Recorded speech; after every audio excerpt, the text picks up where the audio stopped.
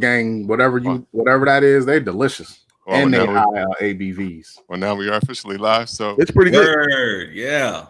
Red means go. Red means Papa. Don't ask me more questions. Just means let it go. Let's go. Just let it flow.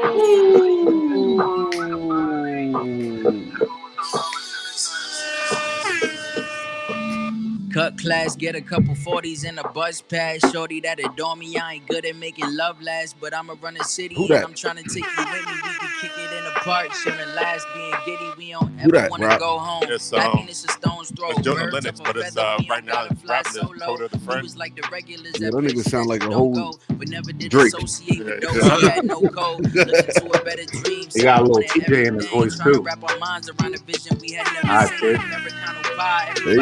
Hey. Wonder if you know how much you meant to me. Oh my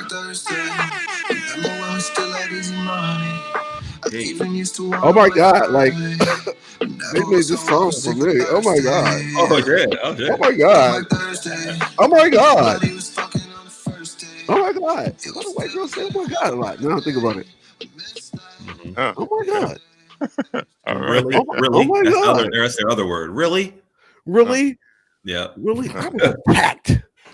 What up?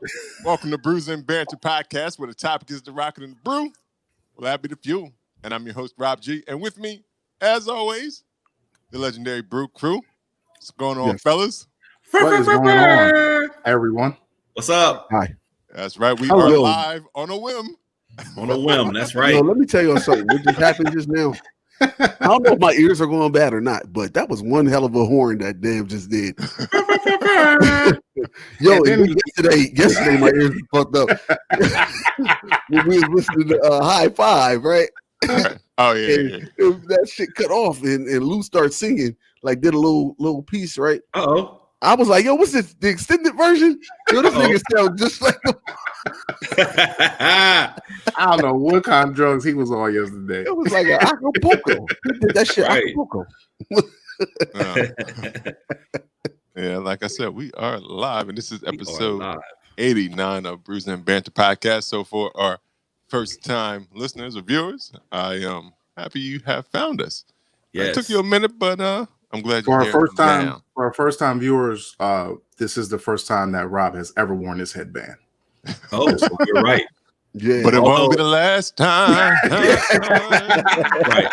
Although I did get to see a different color headband. Yeah, he has multiple colors now. He had a coral or a peach color. Salmon. It was salmon. Orange. Salmon. It was orange. Salmon. It was orange. Now, one thing I can say is that this is the first time that I wore my hair like this. It is popping.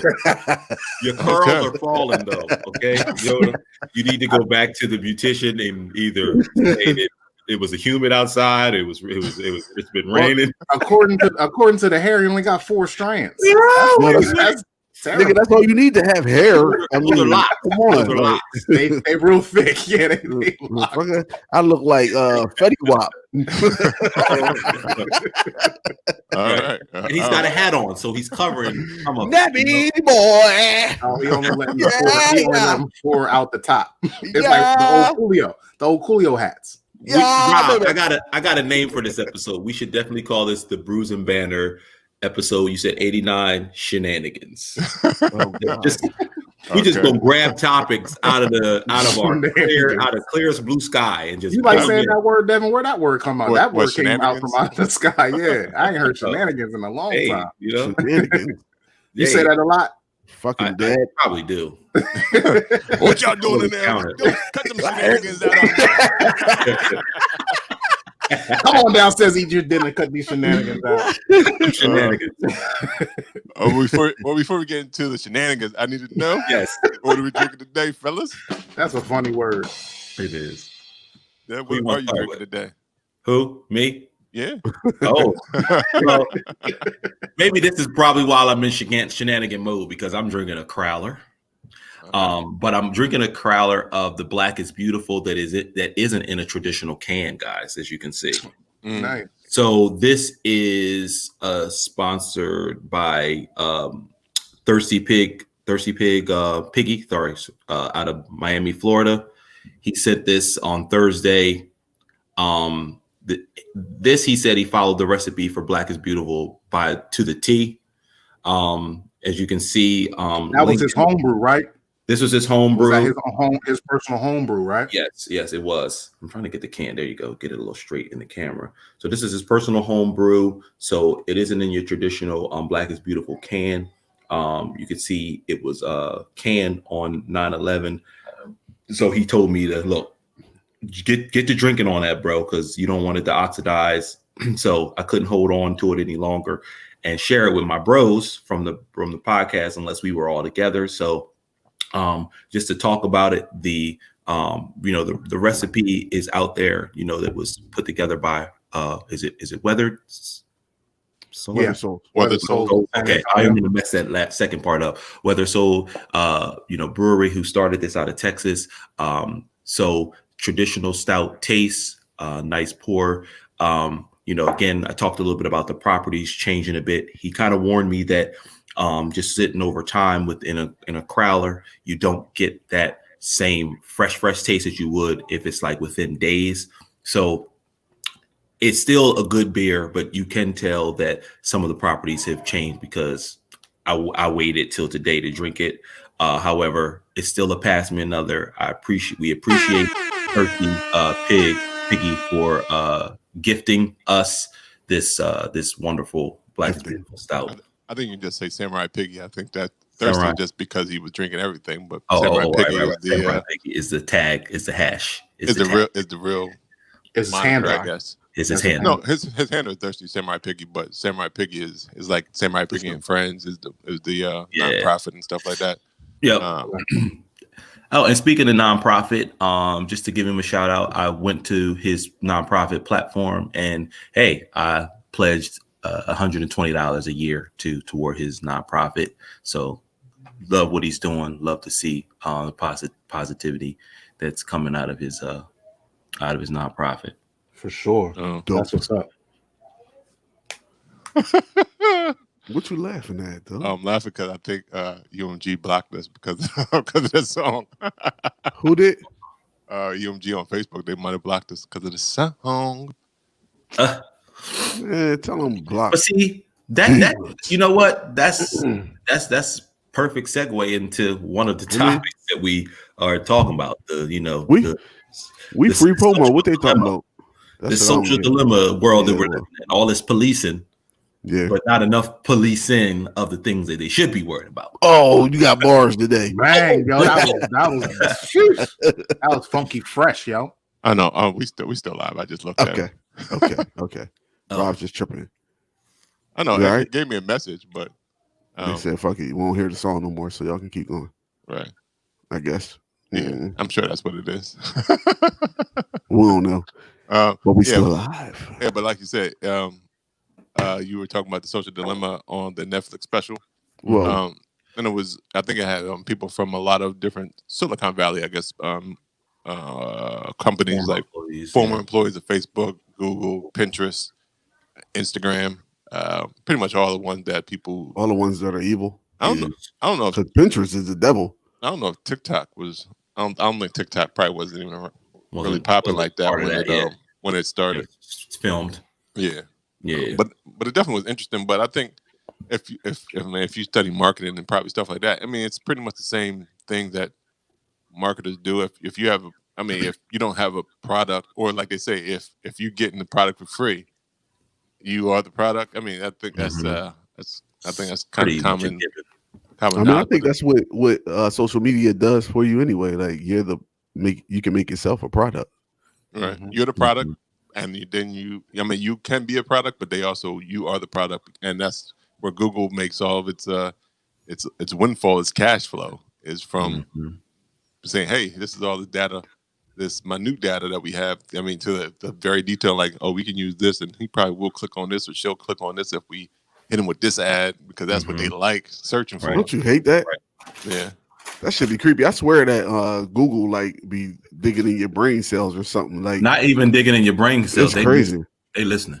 Yeah, something because you'll go to type something and you ain't even talk about it, but you go to type it, it'll be the first thing that pop up as soon as you hit A. You be like, "What the fuck?" Oh, you got. How did they know I was looking for ass chunk donkeys? Ew. Is that ice cream? I don't Is even know that what ice that cream? is. I don't know what that is either. I'm just saying it could be any weird shit. Like, and they'd be like, how did they know that? Who else searched for it? I like it. I like it. Look at Lou Googling it. I don't know if I would recommend Googling Me that. either, nigga. I don't even want to know what you come up with. Hold on. I'm about to say. It just gives definition of donkey. It just says definition of donkeys. Okay, It's good. just definition. But then when you get to the videos, it's I need to say. Wait. Yeah, the images is actual donkeys, but the videos is actual ass everywhere. All right, let me go ahead and delete my history. Nope, we're good to go. Nope. When I was asking what y'all were drinking, you did it. He segued, and you just went off of it. Yoda even got a little bit like, I was going to say, but wait, where are we going? Then I was like, you know what? Maybe he got some shit. We do it all the time. We do it all the time.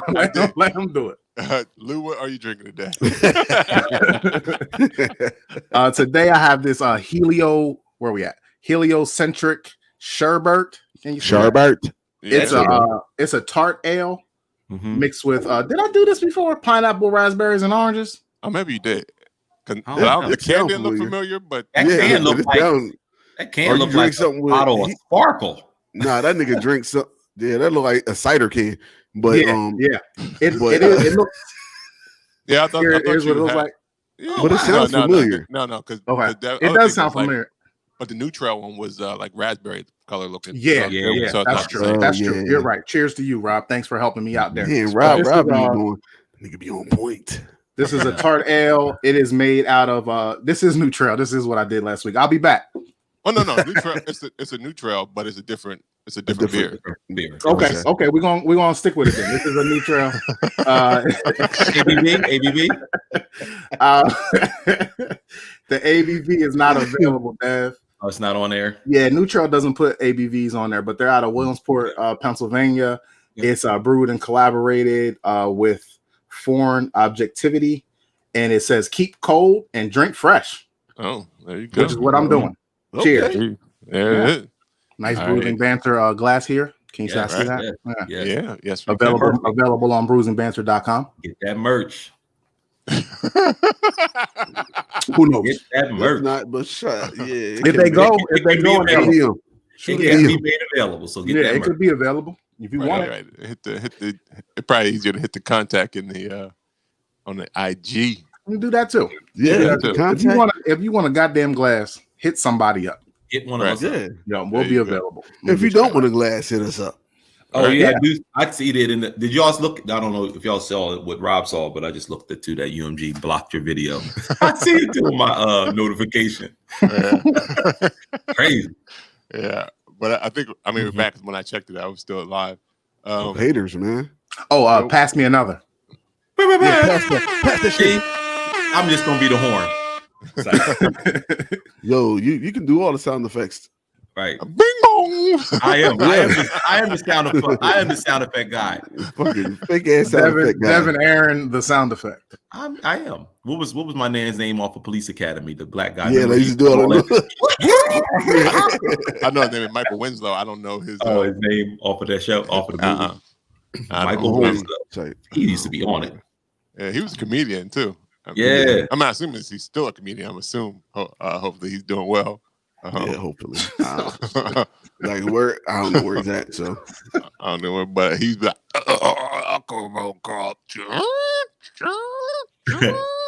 oh, it took me a while to figure out what you were doing. I thought you were sick. Right. I thought leave the sound effects to Devin. You don't do that shit. He said he goes, because he used to do that. He's like, you don't remember that movie? Whatever. I know what you were doing. So I'm drinking on Gang Brewing Company. Gang. From out of Cooperstown, New York. All right. Been there. This is there. Okay. So this is Three Philosophers, and this is a delicious blueberry coffee Mm-hmm. And this is a blend of quadruple ale and Belgian. What did we say that was?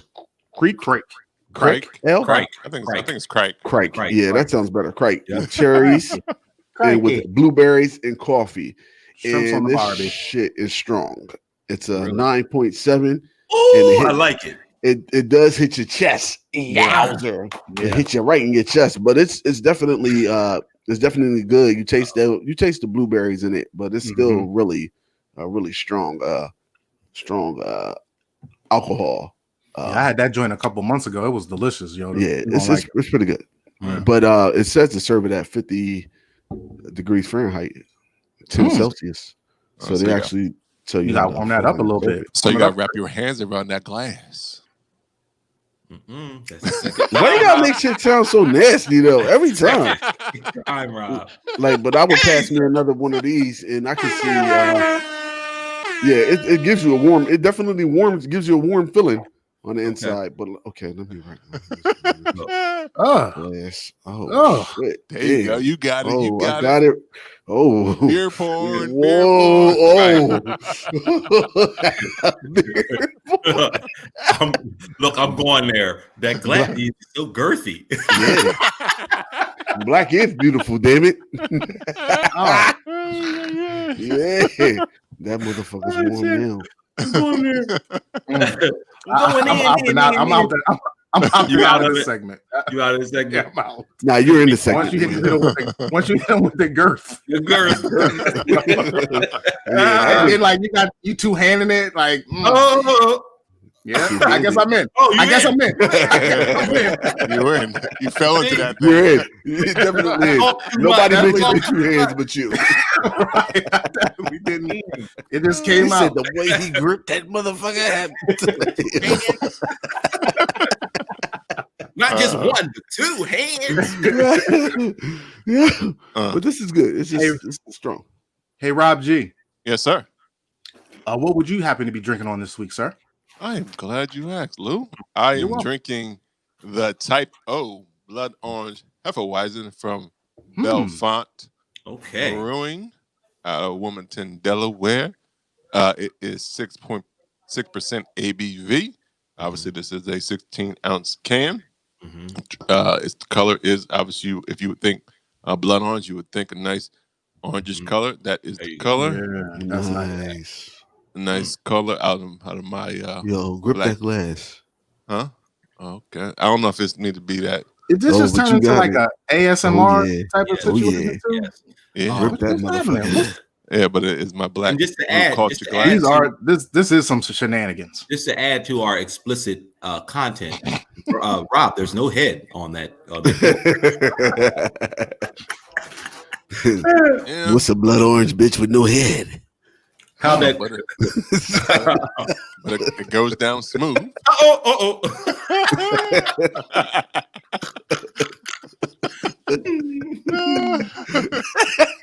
Yo, well, damn laugh like an immature kid though just now. And you really can't make that face, Lou, because Will came on here and said wet ass pussy like 7 times. Right. Yeah, I was frowning laughing at that as well. Right. And didn't he also come up with that hot? Yeah. Good. All right, so it sounds like it is delicious though. So shout out to Bellefonte for this brew. I'm sorry, man. What kind of beer? What style of beer was it again? It was Hefeweizen. Was it? Yeah. And it did have head, but I had opened it a while ago, so I've been sipping on it for a minute. He said yeah. He said it had head. Yeah. Every time you say head, bing bong. So, Rob, I saw on the bottom of this screen that we are taking questions, right? So, yeah, if you got a question or if you got a comment. Comments, anything under the sun, anything you want to ask us specifically about the Brews and Banter podcast, or our investment in beer, hit us up with questions, comments, and we're here for it. Anything you want to ask about Yoda's hairstyle? No, I will not answer questions about my hair. Me and my non-wet hat wearing day, or that headband that's going on. My headband is popping. Popping. Don't you know about your headband is popping? I told you. Or Lou's dude. It doesn't look like he had a cut since quarantine. Lou hair look like he played basketball. Letting you guys know I can grow it out. Thank you, man. I appreciate it. I could grow this thing out, man. Not because your height or you can play basketball. I'm just talking about just for your hair, nigga. Just for your hair.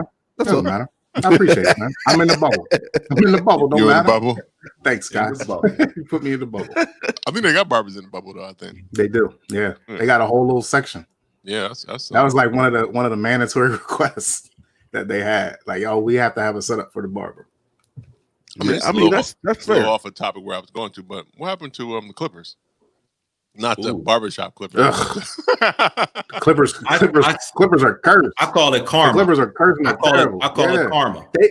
I'm gonna tell you why it's karma, Dev, because they walked around like they had won 3 championships. Like they walked around like we going for the 3-peat. Like, bro, y'all never even played together. Yeah. Exactly. Like, and that chemistry needs to be there. And Kawhi, you should have stayed in Toronto and instead of jumping ship, and that's what your ass get. I think Playoff P showed up. Yeah, pandemic P. That's pandemic P right there. That's what he calling himself now. Pandemic P in OKC because when the reporters asked what is it, Russ and it was when Russ and Carmelo was there. They was like, that's what he called himself. He said Playoff P wasn't activated or something, and Playoff P. Didn't they get put out in the first round? Didn't he get put out the first round both times when he was with OKC? Playoff P. That means he can get them to the playoffs. I'm gonna get you a top 8 seed. That's what I'm gonna do. But I think it had more to do. It might have been. I think a lot of it had to do with the bubble. I think because you already knew Paul was going through it earlier, and I think Lou didn't want to be there anyway. Not you, but lemon pepper Lou. I would love to be in the bubble. Right. Lemon pepper wing Lou didn't want to be there. Lemon pepper Lou. Well, I think he trademarked that now. So I think lemon pepper Lou. Because people were making T-shirts. I think it went up with that on there because of his Magic City joint, his Magic City wings. But yeah, I think he didn't want to be there, so he opted in at the last. I think like last minute, so he was all right. So he probably checked out before he was even checked in. Right. So I think a lot of that had to do with that. And then Montreal was had to lead a bubble at one point. Doc Rivers ain't never lead a bubble. What would happen to him? He ain't never make no adjustments. Like these are the best coaches in the world making adjustments at halftime, by quarters, by timeout, and he's still coming out in the same like give it to playoff P. He gonna shoot it and hit the backboard. But if you hit the backboard, that don't count. Like you don't get points for that. So yeah, but I know a lot of people didn't jump on Doc, but I think some of it is just like he's a veteran coach, so he expect his veteran team, especially 2 all-stars, to make and 3-time six man of the year, to make adjustments on the fly themselves. To take it back to coaching, like Lou Williams was a liability on. He wasn't scoring enough points to be on defense. True. And Doc Rivers never took him out. Like I'm gonna give him 35 minutes. Like you can't. Like he shouldn't even have played in the series. Hoping that he showed up. He was hoping that playoff. Lou Williams ain't played defense ever. Like, but he was hoping never. that 6 minutes. He was hoping that 6 man a year Lou would show up, and he never did. But neither did the Terminator Kawhi. Kawhi disappeared in the fourth quarter. Yeah. But shout out to the Nuggets. I mean, they got smoked against the Lakers but they got smoked against the Clippers the first game of the series too. So it's still a series. It's still a series until it's over with the Denver Nuggets. Yeah, they play in rope-a-dope all the time. I'm low key rooting for them because the Lakers they win all the time. Celtics win all the time. Let's have Miami and Denver. That'd be weird. That'd be real. Wait, did Celtics win that game last night? Yeah, they won. Just 2-1. They ain't gonna beat them in the finals, so just they can get through this, but it's over. They ain't going to the finals. Who? Oh, the Celtics. If they win this, Miami gonna win it. Miami gonna win it. I think Gordon Hayward coming back make a big difference. He played. Yeah.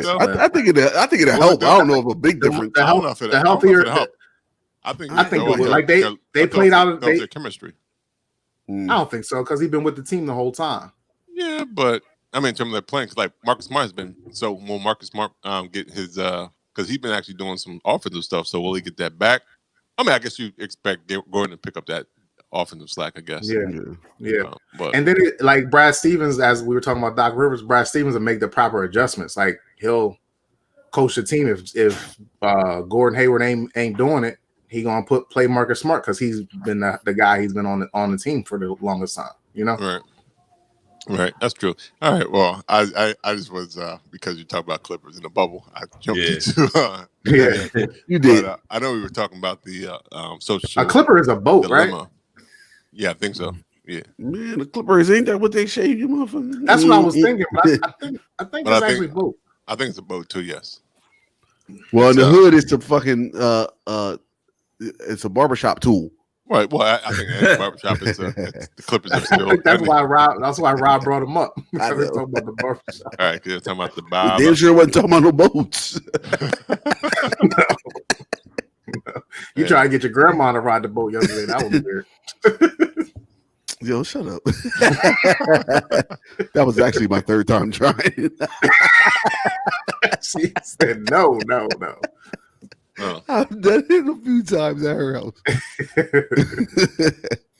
But going back to the Social Dilemma, which is on special on Netflix, if you haven't checked it out, it definitely is. I mean, it's crazy. I mean, because I know social media has done a lot of good, but it also has done a lot of bad. Fake. Yeah. I think they say fake news is like the number one news that people look at. And then you have the election tampering and stuff like that allows that kind of stuff happening. So, but I mean, see, because there's so much money, I don't think that's why they haven't done anything about it. Well, at least some of them companies have not done anything about it. I know that one guy, he is I think he's known as the conscience of Silicon Valley. I think was he redhead guy? Do you have redhead, Dev? I can't remember the guy's name, but he's like the one who he made not a manifesto, but he made a document that went out to people, and he said nothing happened. So I think that's when he really wanted to start making speaking louder, making that these things are happening. And I mean, because if you look at Google is all the biggest companies in Silicon Valley now don't make a product. So it's like Facebook, Google, I mean, Google does make like phones and stuff. That's just so they can track you better. Right. So they can track you in your car instead of just that working at home. They'll be like, just in case this nigga don't Google shit. We know where you are. We know where you're going. Give him this cell phone, and we'll still have him. We go. Oh yeah, you want unlimited internet? We got you. Yeah. Guess what? Oh, you been looking for a car? Yeah, I got you. CarMax. Here we go. CarMax. Right. Take me there. How did you know? And it's kind of dumb that like, how about don't have cookies? You got to opt in and opt out of cookies. How about just don't have cookies? Because that's how they find you a lot. Like, and then like, why are you naming it? Why are you naming cookies? Like that sounds so delicious. Like why wouldn't I want the cookies? But that's good and bad. Want the cookies or not? Right. In the jar. I gotta clear my cookies. I just go downstairs and eat all the cookies. What the fuck are they? Cookie Monster. That jar is clear. I cleared the cookies. That is dumb that they call them cookies, but whatever. But just from my opinion about just where we are with social media, I mean, we in that circle, we in that bubble. I mean, we all pick up. We literally are in that. Yeah, I mean, we all pick up. We pick up our phone like every chance we get.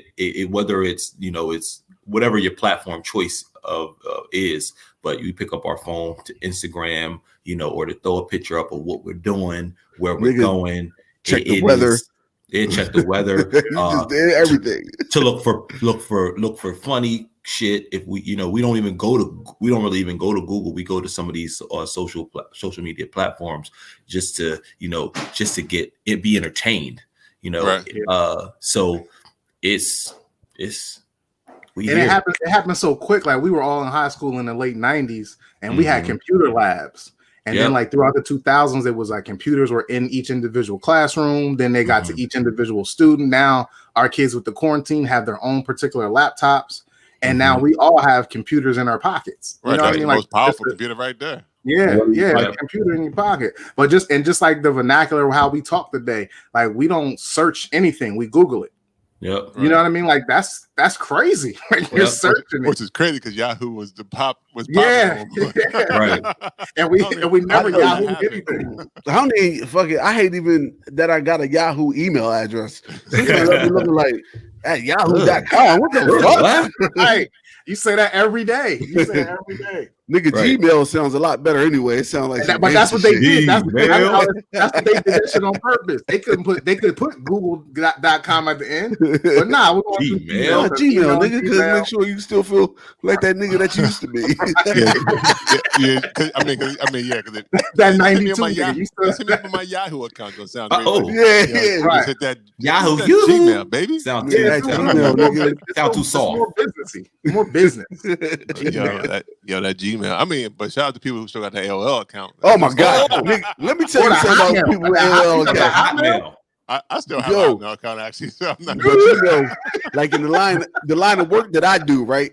I have to the line of work that I do, I have to respond to emails, right? So every time I look at an email account and I see that AOL, I just get angry instantly. Because it's like nigga, where have you been? Why are you still using that? You mean to tell me since dial-up you done had this motherfucking I mean, people get attached to their emails. It's hard to break away. But then you got to tell everybody, hey, I got a new email address. Especially the older you get, you like, if you can't reach me, you can't reach me. I'm on this AOL. Especially if you had it since high school or college, it is. AOL though. It's normally older folks that have not. I mean, I got like 2 email addresses, so I still have my Hotmail account only because I think my PayPal was attached to that a long time ago, so I never changed. So, question: you do have that kind of like ported or directed to maybe like under one general box where you don't have to still go to like an app for Hotmail or anything, do you? Well, my iPhone allows me to have all my mail in one, right? That's what I'm saying. You got it. If you had to go on each individual, that's what you did there, Rob. Right. I mean, but I got no space on my phone for all of them. Hey, Kevin, I got every app that has a mail address because. But actually, I do sometimes check it separately because I do have the Outlook because now it's Outlook, not Hotmail. Outlook. Yeah. Even though the Hotmail still works, I think MSN was one time the handle well, so they've been switching it up themselves on their own. But you can still use all of them. Still work on the Outlook joint. So businesses still use Outlook. So it's not a hard thing, but it is crazy, and I think the psychology they use based on. But marketing does the same thing. Marketing uses psychology based on your likes and your wants and your desires, and to get you to dig in further and harder and longer. Because that's what their objective is, to see how long they can keep you on your screens. Shout out to Lotus Notes. Yo, Lotus Notes. Why give him a shout out though? Wait. Listen. I don't know anybody who personally, obviously, because that's more of a business platform, email, whatever. But when I had to work in Lotus Notes, that was the most ancient block of just dinosaur database I could think of. All of the different blocks and rooms and team rooms you had to go in to find information. Like when I worked at DuPont and stuff, I'm like, what the fuck is this? I like Lotus Notes though because it was so silo. I think the silo effect, especially at a workplace, I think that kind of. But I think that's what it's for, though. Like, well, I particularly didn't like it because I did database administration in my job, so I had to go through all of those and make sure there weren't any redundancy in those different blocks. So it was like, oh my God, I gotta go here and make sure people aren't duplicating this crap in different team rooms. Yeah, so I'd have been like, fuck Lotus Notes. You giving them a shout out. I'd be like, fuck Lotus Notes. I just thought about it. Like, me, the end user, I was like, oh, I was sad when the Lotus Notes went to Outlook. And I think it was JP Morgan. I think they switched over first. But yeah, the social dilemma, it is the dilemma because it does do a lot. I mean, because you got a lot of people doing. I mean, the social uprising has come because of social media, where people are able to video and post it to get it to a lot of people. So it's definitely is a devil on one shoulder and angel on the other shoulder type of thing definitely. going on. So it's like how. I think you just got to do better on getting especially the fake news. The fake news is the worst. I mean, is. Well, to your I think point, some people go looking for fake news though. Like, they all, because a lot of times it's the news that if you already have an opinion, you try and look for that news that solidifies. Like, I knew I was right. I knew it. Right. Well, to that, it's so much easier to look for them because you're in an algorithm because they're collecting all this data on you. Right. Yeah. So, if you're they're going to show it to you before, even if you're not looking for it. Yeah, you already once you go to search it, they like, oh no, we already know what you want. You're looking for that bullshit. Donkey. Right. Yeah, Well, the social link had it's someone like you have your own avatar, or you're like it's almost like like when you make your own player. They kind of have that kind of thing going on. And behind the scenes, like okay, he like big booty elephant trunks. I forgot what you said. Ass chunk monkey. Ass chunk donkeys. Ass chunk monkeys. I want to see what that pulls up. The same thing. I'm not searching that. I know, and I'll be looking for other shit, and then as soon as I type, "Hey, ass chunk donkeys," come on, I'm like, I'm not looking for that right now. But look, you like, while I'm here, might as well. Well, that's how they get you. They want you to say, thank you for suggesting that, Google. Side note, check them videos out.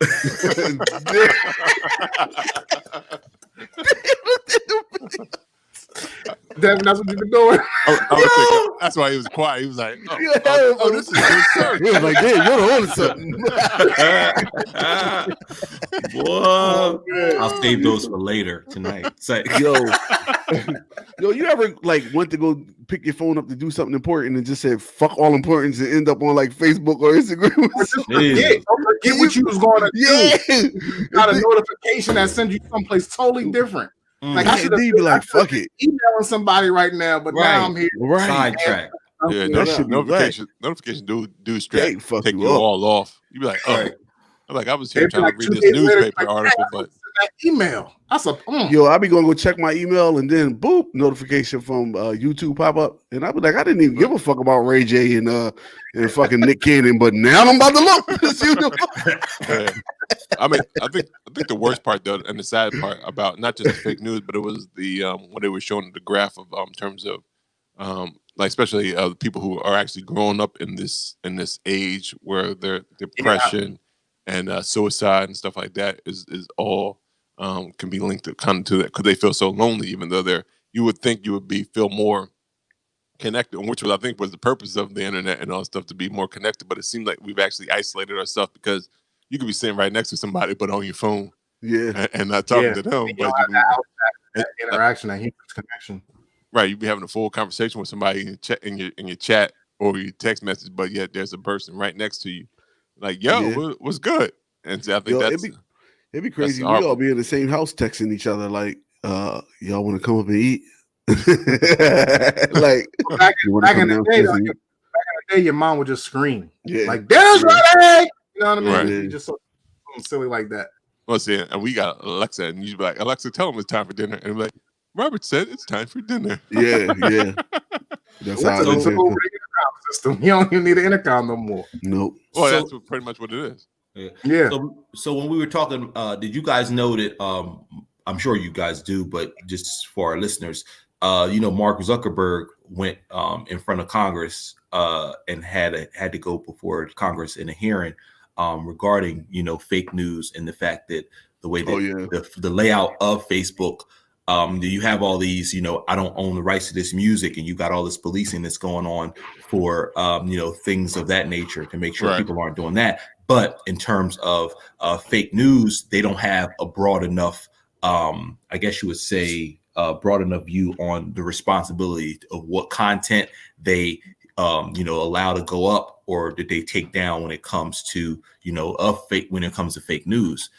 So I watched a little bit of it recently, and man, I'll tell you this.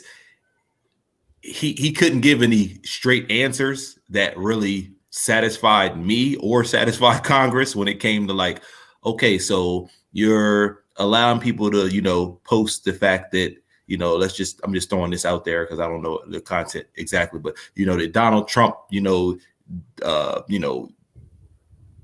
did da da da da da, and he's like, well, I don't know if that's, you know, our responsibility to da da da da, and you know, when they reclaim their time, they're like, answer my question. Right. They're like drilling him, and he couldn't give any good answers. Is it their responsibility though? But it is, because it is their software, so they have to have. They are doing the fact. I know on Instagram, like if it's a lie, they'll be and they could catch it. They will say this has been fact checked. This is wrong. I mean, I think at one point, this has been in the last couple since the summertime. Like, it's not a long time.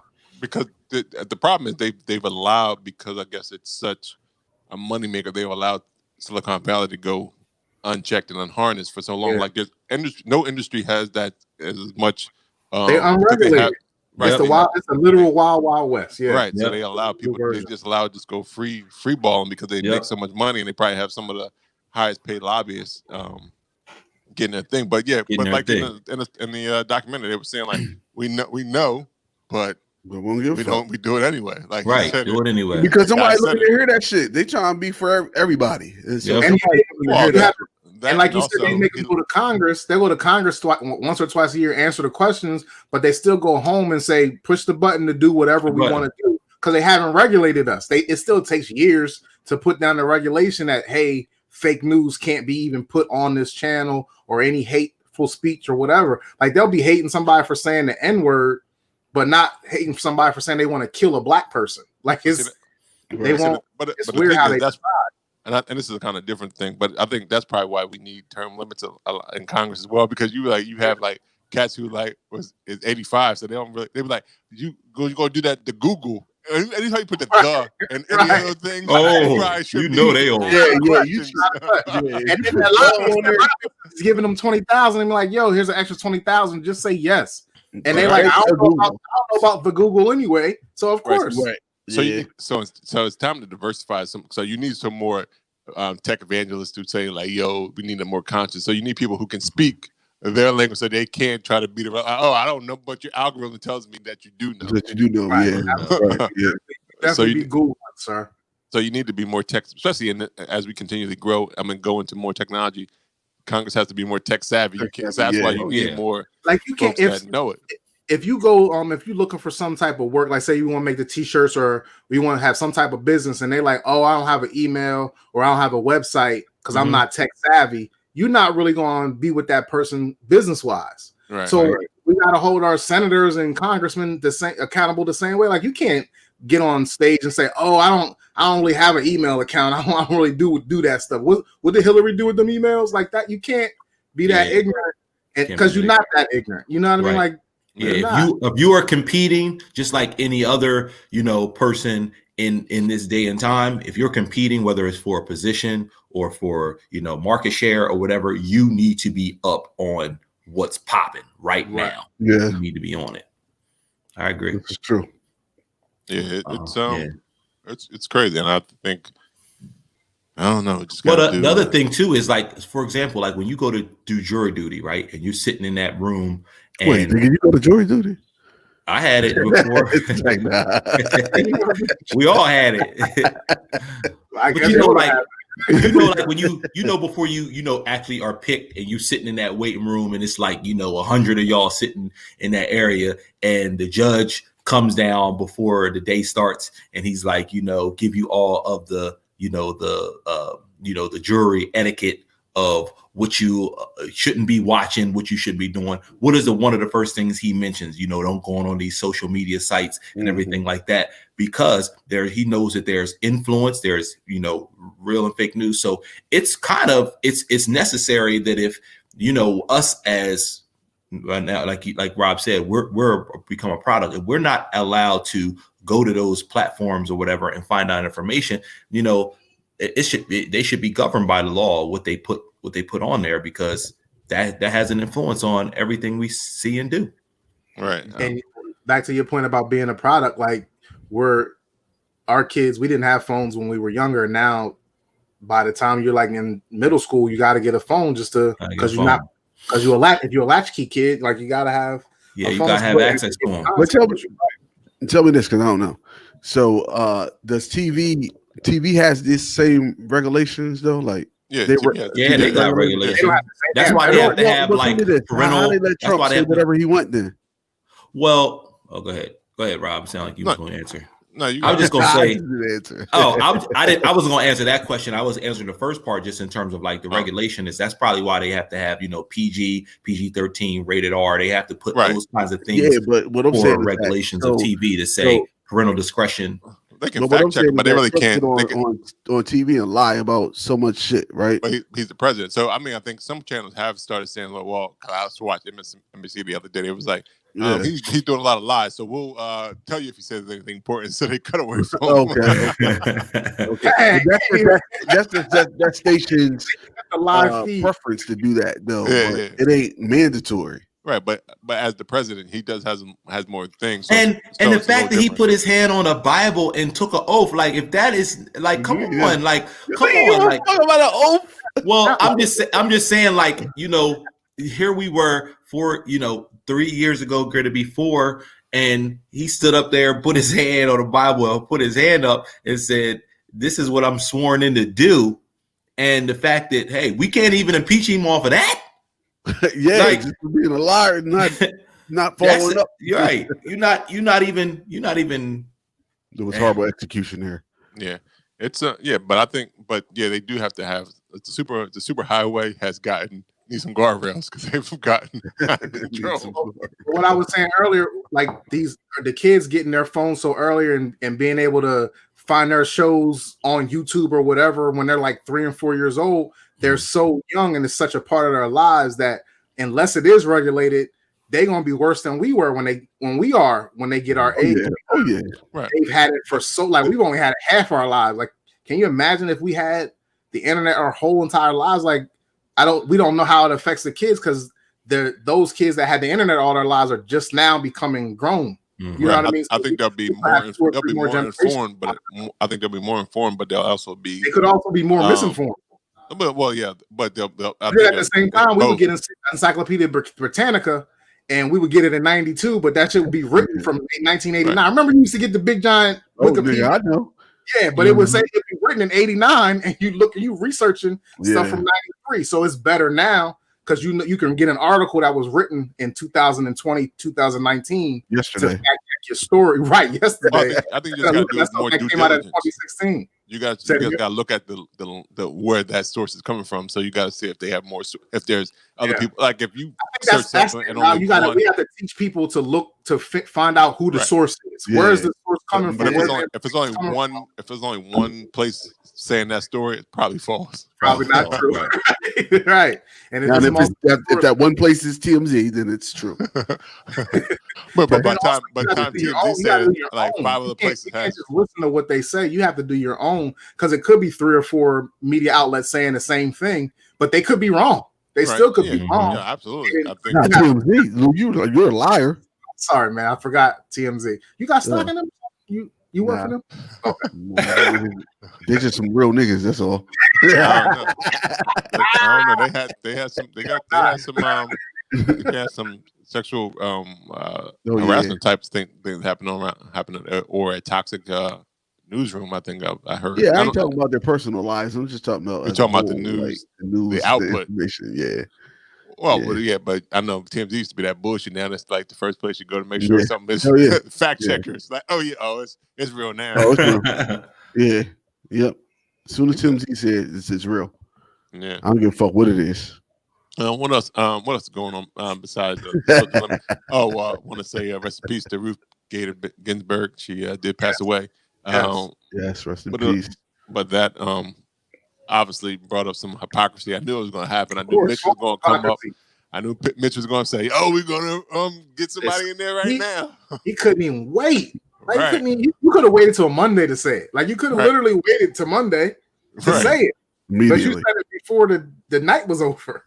Right. It was like 200. I think it was like 200 something days before the election when he said, we can't elect. 10 months. Yeah, it's February. We can't nominate was it a garlic, something like that. Obama's pick.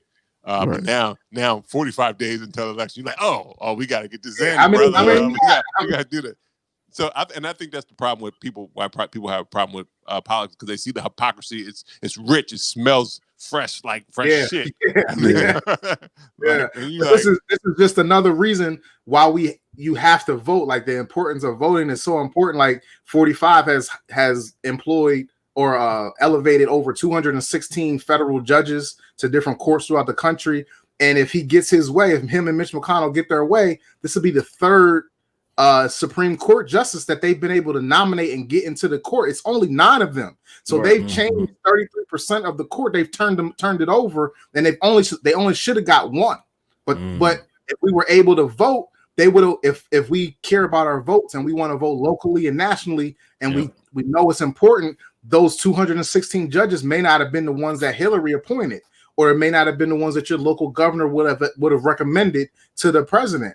So you have to vote, man. Like, it's so important. It's not just on the national election time, not every 4 years, every 2 years. If they vote in every 3 years, every 1 year, vote, man. It makes a difference. It's a generational change that 45. He's only in the office for maybe 4 years. Let's hope and pray 4 years, but he can change generation. Once them laws are going at more of that local and that state level.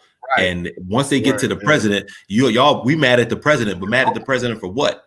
You got to do it at this level where it's Congress and the senators and all that stuff that's taking it to him and sign it off last. Even so, Devin, like if a Republican governor is like, this is the judges that I want to submit, and they submit them to a Hillary Clinton or Joe Biden rather than a 45, it's a difference of opinion. Like, they may say no, or they may say yes, depending on who that judge and what their credentials and what they're going to do for their constituents. We already know 45's constituents don't care about any of the 4 people on this podcast or what we think about, what we care about. So those judges probably feel the way that 45 feels more than what we feel. Yeah. And I had said this to my wife the other day, but she said, I'm not on a podcast, so I won't hear it. But I was like, I think the problem is, and this goes to politics in general, that people have to stop voting for politicians who tell you what you want to hear and not what you need to hear. I think we need to have the truth, and I think some of that has to go with because if you look at relationships, a lot of times it's the relationship that lasts a long time is the ones that telling you the truth, not the ones that you figure out eventually find out like, oh, this motherfucker bullshit. Like, they don't last. So you need to look at your politics, because it's still a relationship, even if it's maybe transactional. Like, hey, you're gonna do this for me. I need a vote. I need your vote. But you also want to have that truth in the politician. So because then they can't disappoint you, really. Because if they said, yo, I can't get this done unless we get this and this and this, and it don't happen, then you can't be like, this motherfucker said he's gonna get weed legalized, but you didn't get the whole people, you didn't get the crew that was going to legalize weed on board. So it can't happen unless you get everybody who believes in that type of thing. So you got to vote for your best interest, but also you have to listen to people that tell you the truth and not what you just want to hear. Like, I could tell you anything. Like, yo, you want $100,000 every month? I got it for you. I want it. Nigga, I want it. I want it right now. It's my money. Yeah, but people, if you haven't voted, I think I might be too late to register to vote. I'm not sure, but other than voting, but census is definitely. I'm talking about primary stuff. I think a lot of primaries have passed. I know ours was last week. I'm not sure I voted as well, but also you need to fill out your census if you have not done it yet, because that is very important. And I know a lot of Black and brown communities get scared to fill out the census, but that is how they get you. They probably false information put you out there that says, this is going to they're going to come for you, but that's how the dollars get into your community. So if you're not counted, they will not count you. They will act like, oh, we ain't nobody live here, but it's a whole city. Well, nobody filled out the census. We didn't know this area existed. Well, here's the thing, though. I mean, Look, if you got a social security number and an address, they can count for you. You know, they count for you immediately. So a bit of it is a bit of like, okay, you're not gonna count me, but I gotta have a social security card to be a citizen of America. Right. But see, that's a different thing, because that's more about changing laws. Because that's same like with taxes. They know how much they know what you make, but they're making you do taxes at the end of the year. It's like anything. They want you to give something to get something. So you got it's a dialogue. I did get something to work every day. Right, but if you ain't, I mean, I guess it's a way to make you to be civic engagement. I think some of that is part of civic engagement, because if not, you just be like, yeah, I'm good. But I think some of that is to get you engaged in the process. I don't know if that's true, but I think that is. So this is good, bro. Yo, have y'all heard about the group from last week, the group of blacks in Georgia who decided to make their own community? Yeah, they're getting their own. They're getting their I think people have reached out to them to get their own reality show. What? They got that from us though, because our family always said that if we hit the lottery, we would just create our own community. They talk about a whole town though, so they the whole town. I think it's like 19 no wrong with that. It's 19 families getting together in Atlanta. I think Killer Mike in his special on Netflix said something like that. Like he probably could do that because he had like a lot of land in the back of his I think he had from his that was passed down from his family or something like that. But if you get enough of that together, you could. But see, that's the thing though. But then you always have people like, yo, why y'all trying to exclude yourself? But then you're like, because y'all already excluded us. Right. So y'all don't want it to be here, but now you, but you know. So here's one thing that's really powerful about what they're doing is the fact that, you know, as we know, I mean, real estate and how important real estate is to have in your portfolio. But they all put in and bought nearly 97 acres of land in Georgia to create this city for. Shit, I want in. I want in. I'm about to go move with them motherfuckers. I'll say this, and it made me think about my family, my Aunt Michelle, who has in the last year, or actually in the last 7 months, she's reconnected with try to reconnect all of our family together just to have like a family conference call every 2 weeks. It started out weekly and then it's moved to every 2 weeks. She's been saying to her siblings, like my dad and her siblings, for years, when she moved from Delaware and went down south, that she wanted to buy all these acreage of land, and so that they would have eventually, whether they want to retire and come there and like live and make sure that they have like something left for us as their children to, have and pass down. So I think that is the way to go. Whether you're trying to make your own town or you're trying to leave some wealth or legacy to your children or to your family, that's where it is, man. That's just my comment. Somebody they just said that's interesting from YouTube. Somebody said that with Sharita. So that was interesting. Okay. What part? I don't know what part. She just said it's interesting. Yeah. I'm assuming the family, the 19 families getting together and doing their thing. Isn't that kind of like what they used to do in like the Caribbean families, like the Susu type joint, like the family, kind of like a family pyramid with money? You ever heard of that? Like how they group economics is dope though. I mean, people. I think it goes back further even than that. I mean, think about all of our ancestors. I mean, maybe an African thing. I don't know if I'm wrong or not. But think about they weren't necessarily they weren't related. So these families aren't. These are just 19 families that come together. But look at like how all of the families in New York before there was Central Park band together, created their own community. That they would run out of Central Park. Or run out of that area, out of that town. They had their own church. They had their own, postal service and like all those things. And now that everybody looks and walks through New York in this luxurious part of Central Park and like, oh, it's so beautiful. Yeah, but look at what happened for it to, She did say it was about developing your own town. You were right. It had to be. Malcolm X try to have segregated states, like have just black people in just states themselves, like, you know what I'm saying? Yeah. Like instead of segregated areas, he's talking about a whole state. Like, get your white asses out of Georgia, Mm-hmm. and it'll just be all black people in one state. Yeah, I think somebody had just said that. Like, let's give us Georgia and something else. Give us Georgia and some where? Georgia and somebody. No, I was saying somebody said give us Georgia and another state. I forgot what state it was. Would it be a southern state? It would probably have to be a southern state. Yeah.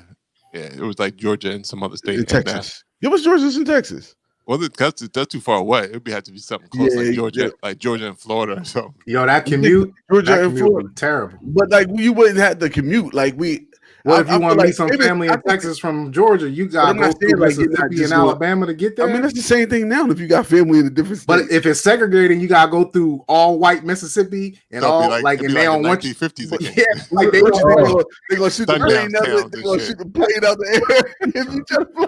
What I'm thinking is, it's a peaceful. The whole state of Georgia and Texas are peaceful. Black power is just beautiful. But it's just a bunch of racists in those other states, and they like this border. Y'all not getting here. Nope, you better take a plane. Y'all not driving through here. And then where you gonna stop? Like Greenville, whites only gas station. It's worse than the Greenville because it's a whole state, Dev. Right, like the whole state segregated. Right, I think it'd be like the sundown state. You just gotta have to put it on 90. Right, yeah. To get through. Just get through there. Oh my god! Punch it, motherfucker! Now you get the ticket for speeding, and now you fucked up. From a white cop in the city, in the only no, bro. They love that too much. That'd be like duck hunt. But then wouldn't it be the same way when they try to drive through our states? But then we wouldn't have that many, so they like we can go around them. We only got Texas and Georgia. Right, they lower and they at the end, so it's not like. But they can't get to Florida. Okay, so it's going to be tough getting into Florida. We need one in each area, like the East Coast, the West Coast, the. I think just people wants to be four corners. Yeah, I think Maine, Florida, California, and Washington. Just give us California. What you're saying, Rob? I think in the long run, people just need to you have to admit the shit was wrong, and people like people always say, and I feel the same way. You shouldn't forget 9/11, but then you can't also say forget slavery, you get over it. You can't say those two things in the same breath. Right. How you going? Like you slaughtered our ancestors with no problem, but you want us to forget that, but then you say don't forget that. Like even on a lesser extent, like you want to say you're the greatest country of all time, and we came up out of nowhere and it's justice for all, and you had slavery in the country. Right. Like when you look at justice for all shit. There's a lot of contradictions in the Constitution itself. So we have to, as a whole, we have to admit, like, we're not perfect and we fucked up, but you can't act like, oh, we're getting better. Yeah, it shouldn't take this long to get, like, you can see. Like once you said we were like 1/4 of a person, like a black, like that was wrong. So if I bleed, if you cut me, I bleed red blood just like you. So obviously we ain't no different, and we have the same aspirations. We want our families to thrive and stuff like that. So how do you think that we're no different? We all want the same things we want to be successful. We want our families to thrive, and we want to live safe. We want to live safe communities that have a lot of opportunities. Right. I mean, I think everybody wants that. So I don't understand how. I think people have the thing like everybody has this mentality. Well, if you succeed, I can't succeed. But I'm sure there's plenty of opportunity for everybody to thrive if you want to. So I think people have to let that. It absolutely is. We're in a pandemic, and they trying to stop. After Ruth Bader passed away, they trying to stop Trump from getting a new person. So they raised $20 million. In one night. So you can do whatever you want to do if you really want to do it. Like it's people out there that if you want to love somebody, you want to be taking care of your fellow man and raise up your fellow man, it's enough for everybody to eat. Like Rob said, it's not I'm eat and you can't. Like everybody can eat. Mm-hmm. Yo, but I always wonder, like, say, kind of like how people be like, oh, get over slavery, like stop talking about it, whatever. What if, right? Because how like you have some people that like if you hit me, I hit you back, we even. Mm-hmm. What if we as a people did the same thing to them for several years, right? How do y'all think that would play out? Would it finally be like, okay, now we're even? It happened to us. We did it to y'all. They not agreeing to that. First of all, no, but we didn't agree to shit. What did we just did it. They already know how. That's why they don't want to talk about it. They know how terrible and how asshole they were to us. No, it's a civil war for that, bro. I know. Well, I think that was somebody had said that. They were like, I think I said this before, that it's the fear is not of us. It's a fear of if we ever got in charge, we would do to them do the same thing. What happened? Yeah. So I think that's the fear. That's why people try to cling on to let's make America great again type of thing. It hasn't been great for everybody in the history of. It wasn't great for black folks. It wasn't great for women at one point. White women, black women, any woman. Still black women unfortunately are still at the bottom of the totem pole and not getting respect, even though they drive a lot of the things that are going on in America. So it's like they're pretty much the pillar and the backbone. So, but you don't like you said. I think there's a T-shirt going on that says "See, I told you" or something like that. Like black women everywhere. See, I told you this would happen. Yeah. And so you guys start listening. I mean, I think majority of the women, majority of black women voted for Hillary, and I think 55% of women voted for white women voted for Donald Trump. So it's like, well, I don't know, but I think some of that has to do with the patriarchal structure, and white privilege in terms of like they were like, well, we've been eating pretty well with this white privilege thing. So I think they think it's in their best interest to keep this structure going away because hey, I'm doing pretty good, but I think doing really but everybody's not doing good. But I think everybody could do better. It's almost like billionaires have all this money, but you probably have even more money. If I had more money to spend on your products, you probably would have more money. So it's that's the thing. You pay me more, I'm going to probably spend more, or I'm going to build more. So there's more wealth. There's more wealth. So I think there's a false narrative saying that we all can't eat, and I think that that keeps billionaires like I think it was something like Jeff Bezos could buy $200,000 homes for like a whole lot of people and still have plenty of money in his pocket. That is crazy. That's nuts, yo. And you figure like he could probably buy them for cheaper because he would be getting them wholesale. I could buy this whole state of Delaware and make everybody that's homeless give them housing, like segregate that. You know what I mean? Like I don't know, but it's also like all these billionaires are being made every day. But to be a billionaire, like you gotta be kind of vindictive. I think we talked about this. You gotta be like cutthroat. Like you gotta step on somebody's neck to get all that money. And then it's like, is $1 billion enough money? Like what's enough? A lot, right? Yeah. Like $1 billion is a lot. Like $1 billion. If I give you $1 million, that may not be enough to do everything, but $1 billion, that's enough. Like I'll make $1 million enough. Give it to me, Lou. Give it to me. I'll make it work. Right. If you had, and that goes some of that goes to like reparations as well. If you've had that head start, give me the hit. Push generational wealth, then nigga, you know I can't. I don't know how to use the swing, nigga. Just give me a push in the back and I'll make these feet work. I'll make these legs work.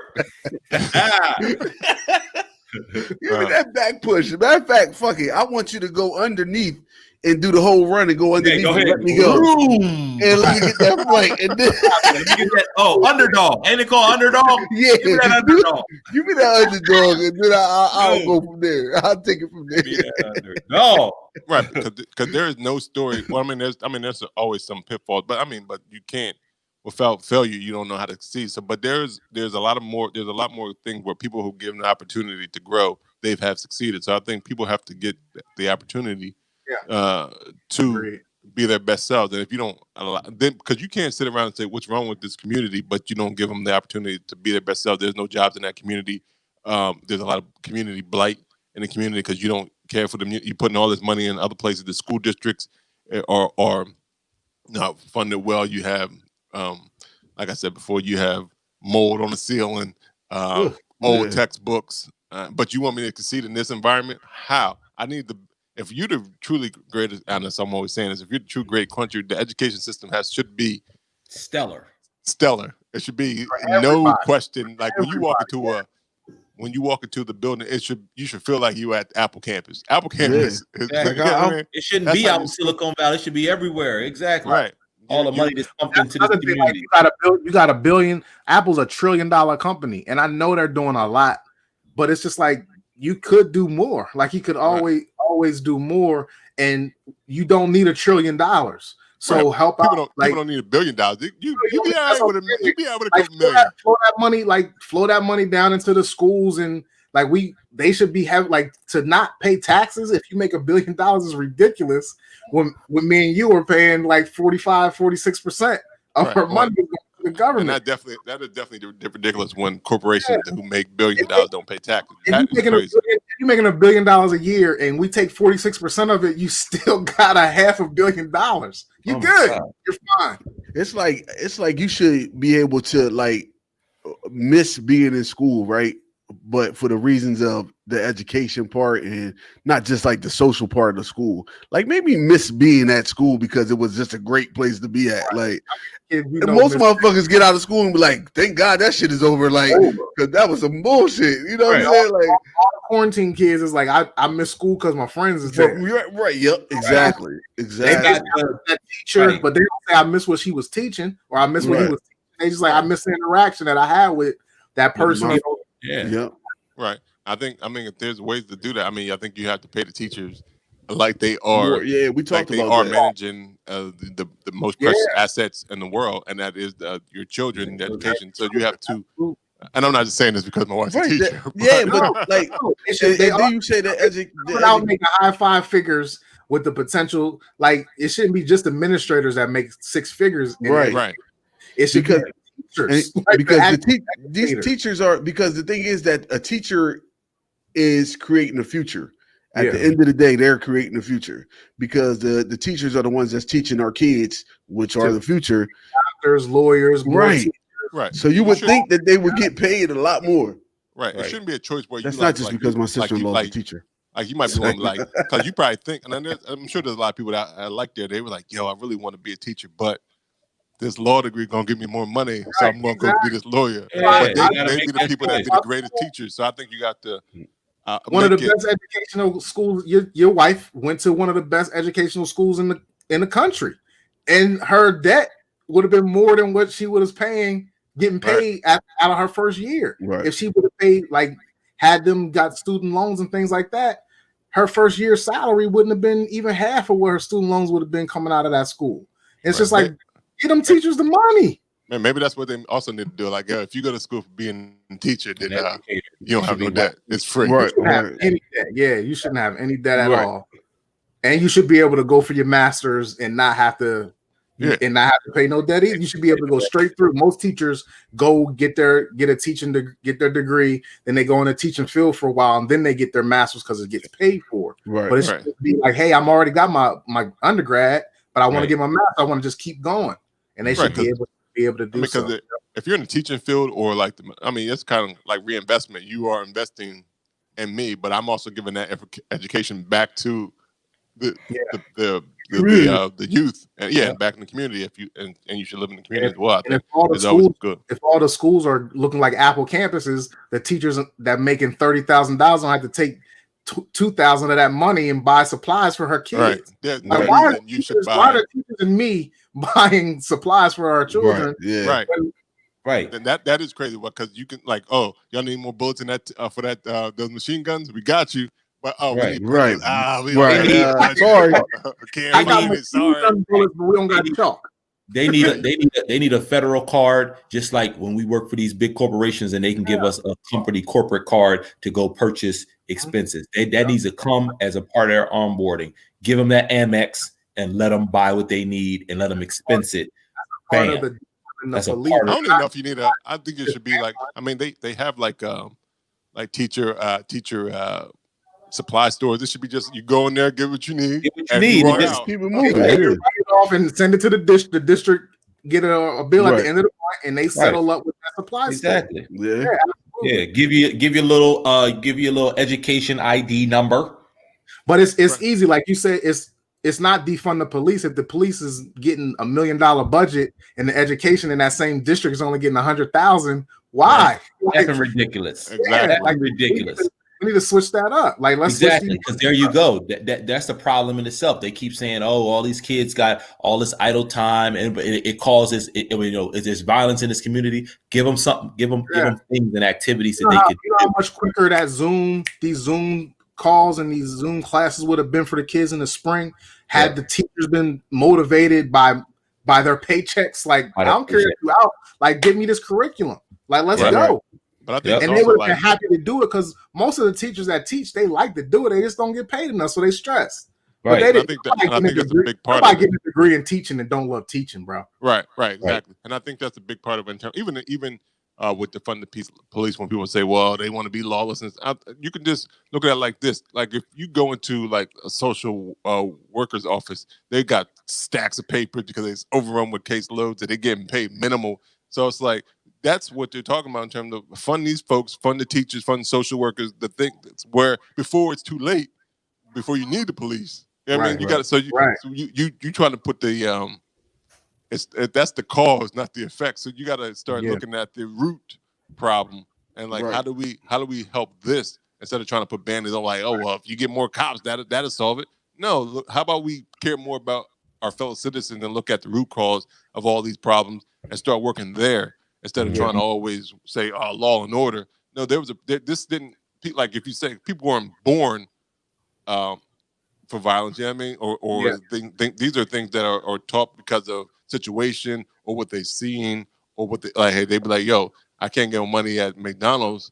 I'm gonna go get these drugs." And the fact, and even in these communities, there's no drug making plants in the communities. Right. None. There's no gun making plants in the hood. Right. Yeah, like all these shits get there. They're imports. Right. Yeah. Yeah. That's true. I don't know, man. Will it ever change? I hope so. Yeah, I hope. I mean, I hope so. I mean, I think this. I think it starts has helped a little bit, but I think say it again. I think it starts right with the education. Like, not to. I don't know a lot of criminals, but I'm thinking like across all racial lines. The majority of your criminal activities are done by the uneducated people in your community. So if you educate your people in your community, whether you're white, black, Indian, Asian, whatever, the more educated people of the community don't go to jail or don't get arrested or aren't in violent situations. So educate everybody. So if we take money from the police and put it into education, we won't need more police because there'll be more educated kids that won't choose to do violent things. They'll choose to go to school and to be productive members of society. That's because we had free lunch and we had good books that were updated and we all had MacBooks and computers and things that we were interested in. It wasn't just we going math, science, English, and that's it. Like, oh, I'm interested in dance. I'm interested in art. And now I get to express myself and be a better person and a better person for our country. Right. And fully fund trade schools because some people don't say college ain't my joint. Yeah. But I want to learn a trade, plumbing, electricity. I'm an electrician, carpentry. Make people feel adequate with whatever their choice is. Right. That's the issue is. People hear, oh, you want to go to school or what you want to do after high school. They hear certain things and it's like, and get a kid financial education, like credit and shit. Like, come on, give them some shit that they can use in life. Like, when he's 18 and say, hey, just apply. Yeah, free money. It's not. Here's a T-shirt. Like, that's crazy. I think if people are real, I mean, like economic development, like you're saying, if you have more stores in your neighborhoods that are employing the kids in the community as well as that, and even if you just have thriving communities in that way, I think education is number one. But education in terms of not just saying like this is it, this is how you only, but like I'm saying in terms of trades, you got to learn. People have to plumbing, electricians, carpentry. I think I wish I would. Yeah, store. I mean, right. I mean, when you said employing kids from the community, Rob, it triggered or it sparked a memory that I had from my childhood. When I grew up on a very small horseshoe before I moved to Delaware in Chester on People Street. But I used to go and frequently go to a neighborhood or corner store, Sonny's, which was a small, I think he might have been Italian, but I used to go there. I would obviously spend money there, but that was one of my first little jobs where I would get stock the shelves and stock the like coolers and stuff like that, and make a little bit of money. Now, I would reinvest it in some of the arcade games that I would play in that store, which wasn't probably the best. But look, I was getting allowance, but I was able to spend that money that I was, making, going there, stocking the stores and stuff like that. But those kinds of things were good life lessons that where when I, eventually took on a little part-time job in store management, I was able to say to my godson, like, come on, you going with me to the store. Even things like bring your child to work day, those kinds of things are even important, that some organizations support it, some organizations don't. But that needs to be all throughout our kids' lives so they can see that, look, everything that we do, it involves money. It takes hard work. It takes the fact that, a lot of kids, they're oblivious to the fact that they just know at the end of the day that a light turns on when they come home. Nigga, not my kids. I tell them on a regular. I tell them on a regular fucking basis.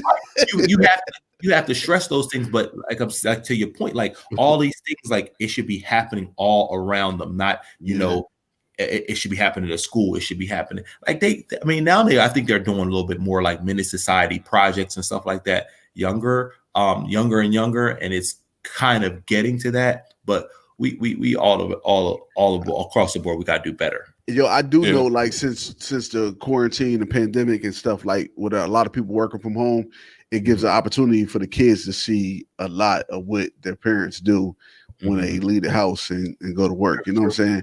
Yeah. And so it's like, I don't know about for everybody else, but I mean, because I was working from home before the pandemic for like 7 years. And so it was easy for me to speak to my kids about as far as what I do and like the hard work I put in to keep these lights on and get them the shit that they want and the food and all this stuff.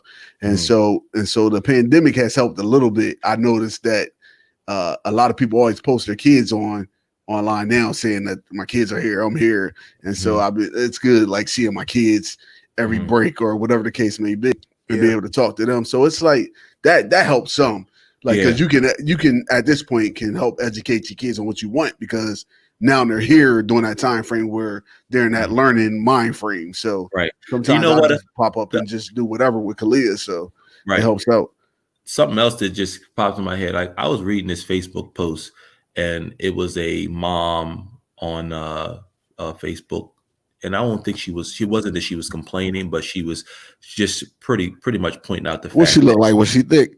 She's pretty much pointing out the fact that since doing virtual homeschool, the fact that, like, grocery bill is going up, and that this basically already had on her plate working from home and trying to make sure schoolwork and stuff all that stuff is done. And now, like, lunch has become a big part of now they're in the kitchen even more, trying to make sure the kids is fed because school isn't in session. And, her daughter is like eating, feels like 10 times the amount that she would normally eat. And what was she eating at school? Because she must have been starving, because she's eating like constantly now that she's home. And, I gave my comment, because it's not just it wasn't just a comment. It was a Facebook friend. Like, look, there are schools and stuff that's open. Like, go and see if your daughter will eat one of those free lunches that they're giving out at the schools or whatever. And the response was, well, that it was, like I said, it's more of a comment that, she's eating a lot. Like, well, I don't want to take that food and stuff from people who are more need than me. Right. One, I look at that like, wait, you sound like you need it. Right. Yeah. You don't need it. You don't need it for the sheer fact that you can't afford it, but you need it for the sheer fact of time. Everybody that is in those programs don't need it simply because they can't afford to go get it, but it's available. And you pay property taxes. You pay taxes for that to be available. It's not, the program works now, it's for everybody. It's not everybody under an application. You just go and get it. It's like, get it. So, I know, like, with paying it anyway. You will be paying it. You paying it. With Colonial, what they was, you will be paying for them to eat lunch every day. So exactly. So like with Kalia School District, they was giving out EBT cards, because they're like, well, normally this will be money that we would put towards providing lunch for your kids. So here's a card that we'll put the money on that normally it would cost to provide for your kids. Coming to the school to get the lunch, just go buy. Hopefully, go buy the kids. Exactly. Yeah, so what I shared with her, I said, look, they're encouraging people to go and get this crab legs. Don't go get crab legs with the baby EBT. Don't be eating shrimp. They don't, just like in restaurants we go to, if they don't use that food, they got to discard it and they got to throw it away. So let's support this kind of stuff. And hey, look, if it's chicken nuggets, it's grilled cheese or whatever, go and get it. Now, your kids might not eat it, but at least give it a shot and give it a try. But really, Deb, they might eat something. They might eat something out of there. Yeah. And then at the situation that Deb was describing with the post that he saw, it's like mom need to just fucking regulate what's going on in the house at the end of the day. Because if you can't my daughter knows what to eat for lunch and what we gonna have for dinner. You know what I'm saying? Exactly. So it's like she's not gonna go hard on everything because she knows Don't that. Go ahead and hit that snack cabinet up. Right? That's for after you eat. You need a little munch on, but don't just go through it and then I'm back at the grocery store on Wednesday. Right? Yeah. Like at least my kids, for the most part, know or they'll go to leftovers. Like when my son was here, my youngest son was home. It's like he would go to leftovers, and I'm like, yeah, that's fine because some people don't like to eat freaking leftovers, but he one of those that'll go to the leftovers and eat that for lunch. And so I'm like, yeah, handle that shit. Y'all, my kids know how to handle the shit. So mom, whoever that is that made that post, need to put your foot down and let the kid know what's for lunch and what's not for lunch and how much they need to eat and shit. Yeah, but it also might be. I mean, some of it could be they may not know. I mean, because once they eat it, they can't get it back. That's why I'm saying that mom needs to talk to the child and be like, yo. Well, is it does she need to talk to the child though, or does she need to get off that high horse? Because I felt like get off the high horse, but she felt like she was taking. She said her daughter eating 10 times a day now. That's more than. I don't think she's on a high horse. Yeah, that's more than one's going to do. Her daughter, she need to tell her daughter, yo. Well, her daughter ain't paying attention to her schoolwork either because they don't get that many breaks. Right? Yeah. And so she added her lunch lady duties. That was I think the tagline of her post was, now in addition to being a stay at home, work at home mom. But see, mom needs to regulate her. Yeah, she needs to regulate her meal. Right. Or in the morning we making breakfast. I'm making lunch too. Like so you. Yeah. Right, exactly. So that mom's just being a little bit lazy because obviously it's not any food in the house that for them. Yeah, she got. She want to go run, and they want to go run to go grab, something for lunch. Stop buying the snacks because that's probably what she mad about. They keep going there and getting snacks. Well, they definitely are. They probably are eating the snacks because it's they're not going there and like what your son would do and heat up the leftover. They're not eating like they go in there and getting a bag of chips. Some ring dings or whatever. Right. Because if your job, because if she's working at home and her job is like she got to be fully invested all the time. Yeah, so, she got to let them go. She needs to regulate that time management. Yeah, hey, everybody. The little nigga got to eat throughout the day. So, but I think they should. They definitely should. If you have a program like that in your neighborhood, you definitely should take advantage of it because the food would go to waste if you don't go and get it. It's probably a lot of kids that can't get over there, so it's probably a lot of food that is going to waste. Well, I know in our program, I think in our district, you can get it from pretty much every school that they went to, plus at some of the bus stops as well. The buses are coming around giving away food. Yeah. I see kids walking. I see kids walking over to the school to get it during the week, which is good. You know what I mean? Right. It doesn't necessarily have to be like, okay, your parents got to hand hold you and do it. Now, if you live a little ways from a school, I get it. But if if you in a walking distance to a school or whatever that's offering that, like, hey, look, and you of age and you responsible, go ahead over there and go get your lunch and come on back. Our district is giving out. They give out the lunch and breakfast for the next day. Yeah, we have ours actually give out lunch and breakfast and lunch, but you can also come after 5 and get some dinner as well. So they give okay, that's dope. Yeah. So they are definitely trying. So people it's a tough time for everybody. This is unprecedented. So people have to be definitely flexible and just be open on all ends. Yeah, just be open to like, look, we got a lot on our plate. So don't be so rigid and be so conformed really on yourself, because this is we all winging it. Everybody that's a lesson that COVID should have taught everybody. Like just be a little bit more fluid with your decision making. Yeah, I just had that conversation with my daughter this morning. Like, this is different for everybody, and so we all trying to figure out what's going on. Still, like at the end of the day, I ain't never had to be sitting in the house with your ass while you was doing school. Like, but how is it? How is it? You only been in a week of school and you missed some assignments.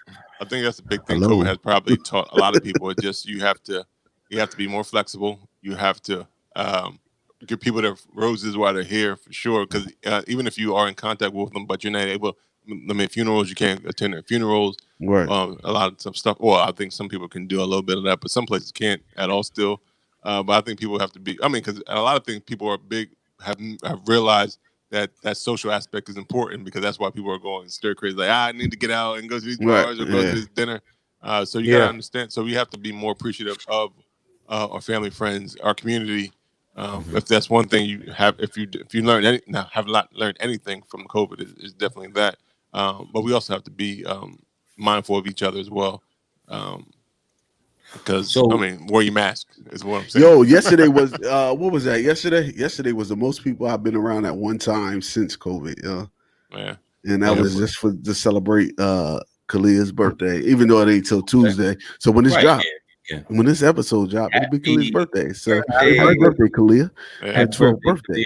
12. That's awesome. 12. Yeah, 12. But I'm just like, that was the most people I've been around, and we still took precautions, even though it's mostly everybody who's family. But it's like still like, child, just be safe. Like at the end of the day, like just, you can still see people. Just be safe about it. Right, I think don't be around a bunch of people. A lot of this have happened because our country is so divisive, and like if anything where you don't have the leadership, and that goes for any leadership. There is a vacuum for misinformation, disinformation, conspiracy theories to fill that vacuum, and I think that's what we're going through now. Where you have people that say, "Oh, don't wear. It's my civil right, that's my constitutional right not to wear a mask." Right. Show me where I say that. Right, nowhere. Because they said, let's put mask in here. What the fuck? Right. Well, nobody true patriots will wear a mask because you don't know if you have it or not, and you want to protect your fellow citizens. So wear the mask just in precautionary. People say, it's messing up my breathing. Surgeons wear masks all the time for 6 to 8 hours a day when they cutting open you. So I think you'd be all right with your mask for that 2 minutes you in that. I think it's only messing up your breathing because you didn't brush your teeth. Motherfucker, brush your teeth, and then it won't affect your breathing. Put a minute in something. Put a minute. Spray your mask with some essential oils or something. Stinky. You like, damn, y'all smell like, nah, nigga, we got on masks. Look at that. It's so hot here. Oh, you're breathing on yourself. That's what's going on. Hot in here. People put too much time in protesting it and stuff like that. But it's almost like a kid. You'd be like, can you pick up your toy? They do all this time to complain why they're not picking up the toy. You picked up the toy by now. Right? Yeah, we could have been on with your life, but right. We could have been looking at now. Like we can be like New Zealand or someplace like there's 5 cases, there's 10 cases right here. Shut that section down because we were in good contact tracing, so you can do it. So you can go back to some semblance of normal. But no, you motherfuckers is stubborn and made it a political thing to wear a mask and not wear a mask and shit like that because divisiveness. People, if America should want all Americans to succeed. So I don't understand if you true patriot, you talking about you want to stand for the flag and all this kind of stuff and you talk about that, but then when it comes to doing a mask, right? But you don't want to do. You don't want to do America's leader though. You don't want to do that small sacrifice, but you want. Shit is crazy. But America's leader say, "Fuck." America's leader is blaming his adversary for the reason why this pandemic is happening and hasn't been. And like that's weird, man. The leadership. That's the greatest shit I ever heard in my life. That's why when I hear people not wanting to wear the mask and protesting the mask and just upset about the mask, it's like I see why. This dumb motherfucker right here that some of y'all are listening to says, hey, he don't wear a mask and like fuck it. Like, man, he He like, man, I don't even know how that nigga's a good businessman because I can only think like of companies that I work for where the where the leadership wasn't great, and it was a fucked up company. It's been fucked up companies, so it's like, come on, dude. The world's the America's a company. You just got us fucked up right now. Yeah, it's just crazy. So I mean, everybody just got to go vote. Do your census. I think the deadline is September 31st. I think September 30th. Something like that. I'm sorry, not December 31st. If you September 31st, you missed it because they don't exist. Pretty much, because yeah. September 30th. Like, damn, I thought it was a leap year.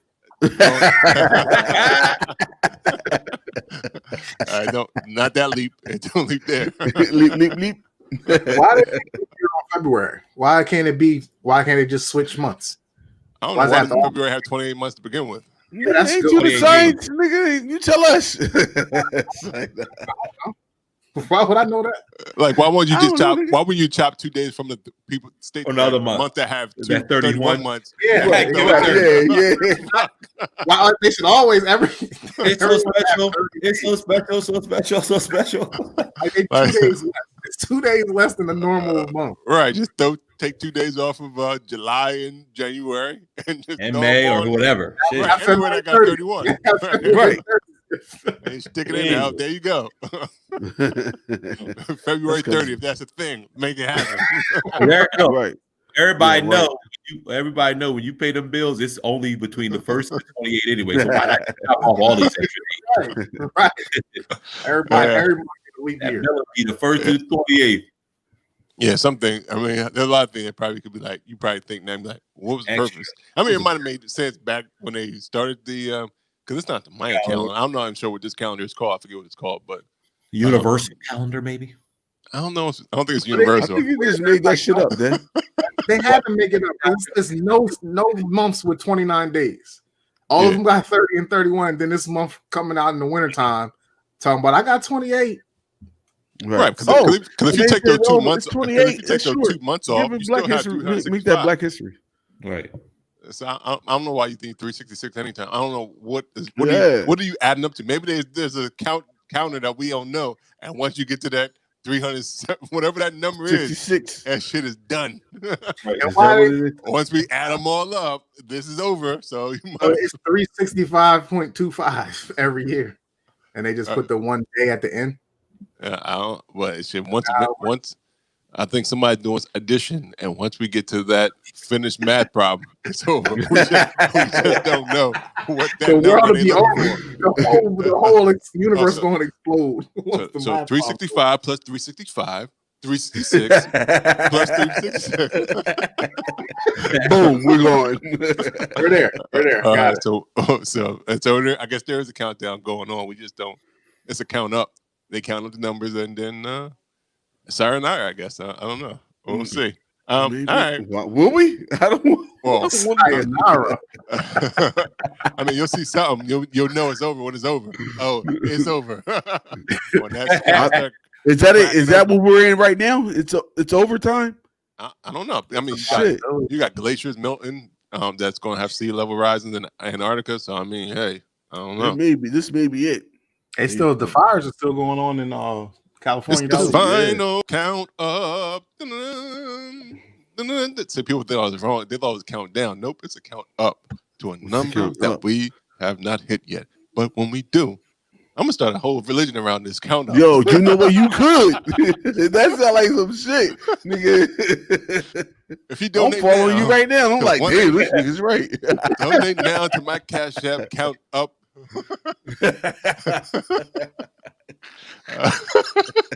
I made shit. Yeah. It's the count up. Damn. There was and I guess in other ratchet news, Cardi B has filed divorce for man. Offset. I'm sad to see. Cares. I mean, I do because I mean, you want to see people are happy and involved who have committed to themselves. So that's how they getting happy. She gonna be happy because she leaving this nigga. Right, she might be happier now. Yeah, but that's what I'm saying. I mean, because I think it's the. But I don't know why they got. I think she said she was tired of arguing. I don't know what they're arguing about. What they arguing about? I wonder. I think they probably. He was like, "You made that song WAP. You ain't got no WAP." No, I'm just, I don't know. Yo, but on some real shit, yo, you know what? My wife told my daughter, said, "See that WAP ain't everything. Everything cracked up to me. It don't mean shit." Somebody said he found a woman that cooking clean. Jeez. she what was she? Was she Spanish, right? Yeah. She's Dominican, I think. Dominican, right? Like She that. better be able to whoop up a dish and cook. You know, some of the stuff is all music. Yeah. Rhyming, cooking clean. I mean, if it don't rhyme, you don't put it in there. Right. Yeah. I get it. But see that WAP and everything though, you gotta have some other shit with you. Can't keep a nigga, I guess. I mean, I can't say that because I don't know what Everybody ain't marriage material. Right, and everybody ain't made for keeping. Maybe it's time to have a long casket. Yeah. I mean, maybe we doing it all wrong anyway to begin with. Maybe this institution of marriage is not. Right. Well, look. Yeah. Shout out to your wife. I guess this wouldn't be considered ratchet news, but I watch a lot of like fix up shows and stuff like on HGTV, and I don't know if y'all remember the couple Tarek and Christina. They've been divorced though for a while now. They divorced. She divorcing a new white guy. The new one guy. The new dude that she did a new show with. I said, yo, Adrian said that to me the other night. I said, okay, now I'm looking at her sideways. Who was that? She probably got that WAP too. It's probably some, what was the name of their show that they did together? Oh, she getting rid of him now? She getting rid of the new guy. Flip and Flop. Flip and Flop. That was a show with her first husband. Then she Christina did her on the shore. On the shore, her news on the coast. On the coast. And then she married a new guy in their new house that he built, and they fix it up. Right. She divorced him now. I said, now I'm looking at her. It's because she be like this white sugar cabbage. It's her. Maybe I mean, like marriage ain't for everybody. Sometimes people just need to be. Like, you might want to have kids, but maybe marriage is not your thing. Yeah. Man, her thing is that white sugar cabbage. They got tired of hearing that shit. Oh, so we're gonna put in white sugar cabbage in here, and I think that the black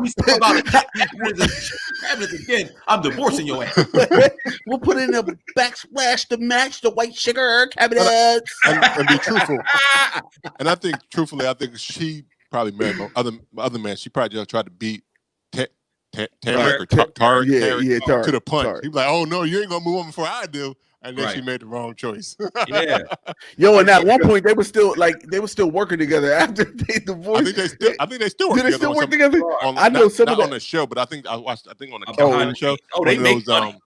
One of those shows that they do like a challenge thing. I think it's like challenge across America or something like that. I think they were working together. HGTV asked them to continue working because they make so much money to the network themselves. Right. Like, but at one point, when it first happened, he used to be like, "Yo, this bitch gonna fucking come around here and bring this nigga. I should fucking. I'm about to demolish her." Right. The first couple episodes when it happened in the news and they had to come back and shoot. It was rough. But once they got in the groove, it was not too bad. But I guess they figured. I think she moved. He was still in LA. I mean, Las Vegas. She moved to California. But I think now he's in California to be close to the kids. So now I think they probably could do the show again. But I think they only have two different shows. So it's like two different incomes. So I mean, hey. I'm glad that Dad brought that up. See, white people, y'all go through some shit too. This ain't just. It ain't just us. Y'all be having some We talking about ratchet shit, but y'all gotta be having some ratchet shit. She done moved in, made this man the stepdaddy, and now his kids ain't even 10 yet. Right. Shout out to all the white people with ratchet shit. Right, maybe he didn't have what was it? Hop? He ain't had no hop. or she might have had that WAP and she ain't cook her clean. Like, I don't know. Well, she always had people on deck for the staff and things. So I mean, she was good. She was good on that part. He knew what he married when she said. So it's not like she was already getting that cake. So he already knew that she ain't do that stuff. I think he from like England though or somewhere, ain't he? Yeah, but he saw the show. Right. Yeah. But he was like white sugar cabbage. Put it on my boss. White sugar. She said it a lot. I don't watch. She said a lot, yo.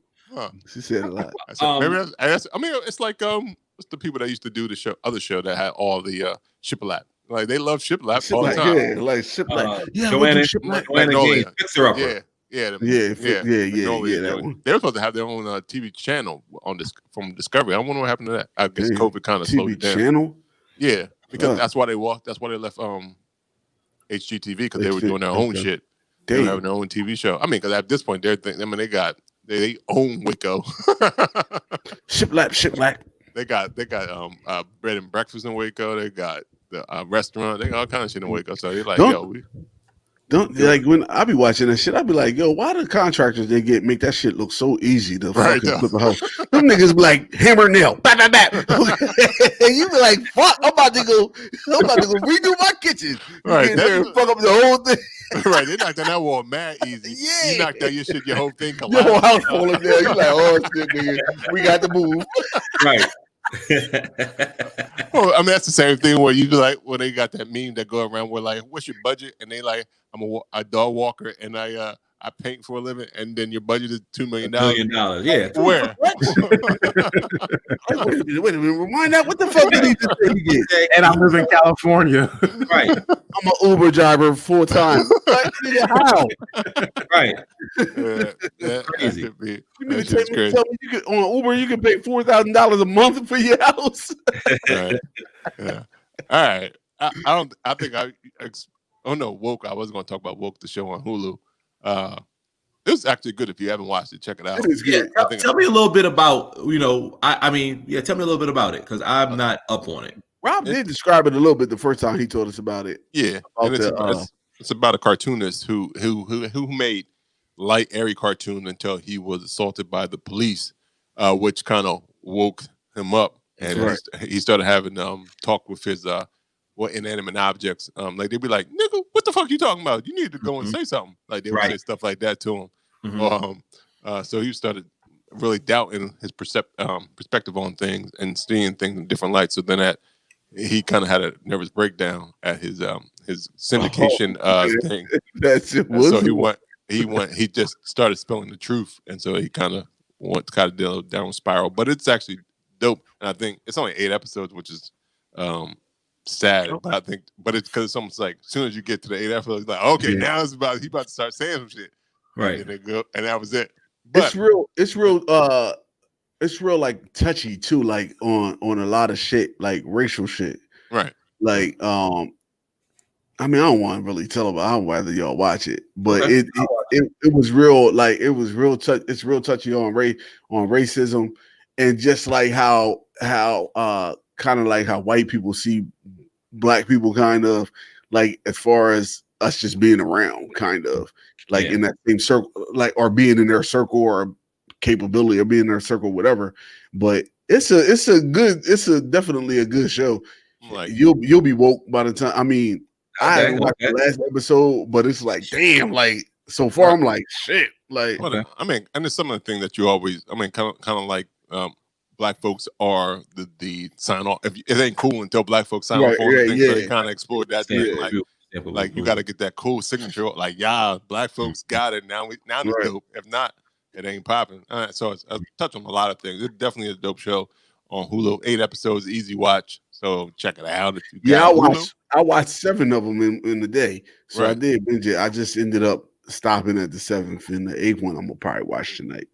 All right. So if you got Hulu, you know what to do. Or if you don't, you know how to hook up your actual people. It's like, let me get that Hulu password. Yeah, even if you ain't got Hulu, I got a joint that you can put on your Fire Stick or on your Fire Stick. It's easier. But you having all them shits. But if you got Disney Plus, you should have Hulu now, because that bundle is pretty much the same thing. You might as well get it all 3. Yeah. And get that bundle because your kids want that. What? You that bundle? The $12.99 joint that come with. You talking about the streaming and shit? Yeah, man. Yeah. This fucking nigga, he heard bundles and he was like, oh. All right. He's talking about drugs or weed. He not talking about either one of those. No. I was just wondering the price of it. I think it's $12.99, and you get. I'm all about that deal. That nigga said bundles. Oh. There you go. I don't watch a lot of ESPN Plus. I mean, popping over there. I did watch the what you call with Kobe Bryant, but he's no longer here. You watch what online? I used to watch the joint, the Kobe Bryant when he broke down the plays and stuff. I watched that, but that's not obviously for unfortunately it's not continuing because that was a dope show. I mean, Peyton Manning had a similar thing, but Kobe joint was I forget what it's called off the top of my head now, but it was good on ESPN Plus. That's the only thing I really watched on there. I didn't watch. I mean, I watched the Boardroom, I think, too, with the Kevin Durant thing that he did well.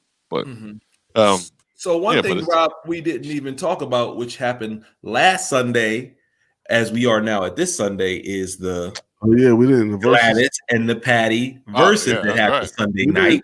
Verzuz, you're right. That was I think that was I think that was that Verzuz for the old school that we needed. Obviously, I think that for my opinion, Gladys and Patti, both timeless artists, still got it. They definitely showcased that they both still got it. They were phenomenal. I mean, the just to see two Black women legends, handing it to you song after song. Wasn't it like watching old Monica and Brandy? Because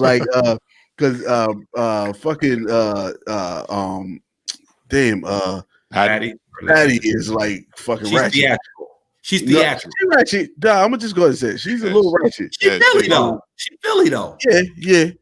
And then Philly through and through. I think that's right. A little more conservative. Like she's like, but fucking Patti LaBelle's like, oh yeah, let me get a sip of this. Let me take my shoes off. I'm gonna change my shoes. What was up with the luggage? Well, that was part of her thing because she said she used to do that on stage, so she wanted to bring that same energy to the stage. Okay. Well, yeah, she definitely. Has Patti LaBelle ever had a residency in Las Vegas? I think she went. Patti LaBelle ever had one? No, Gladys had one. Gladys had one, but I don't know if Patti LaBelle had one. I wonder if she said, nah, she don't want to commit to that, or because she definitely has enough to do residency. I think her kind of after music life for her has become like Patti Pies. Well, before even Patti Pies, like the Patti cookbook. Her whole thing was cooking. You remember she even had something at one point was on TV with cooking. I don't remember what network it was or if it was on a regular like kind of syndicated show. So she was always stacking money, as you say. Stacking money for that. But one thing I did say, make that good mac and cheese and all them good Southern dishes. We got her cookbook actually. She can make good mac and cheese. Yeah, that's her thing. That's why she had to cut back.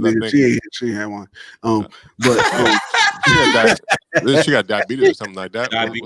She had my mac and cheese. So you the one that you got it from her. You just didn't know it. That three cheese mac is all. That three cheese mac. Nice. Shout out to Patti.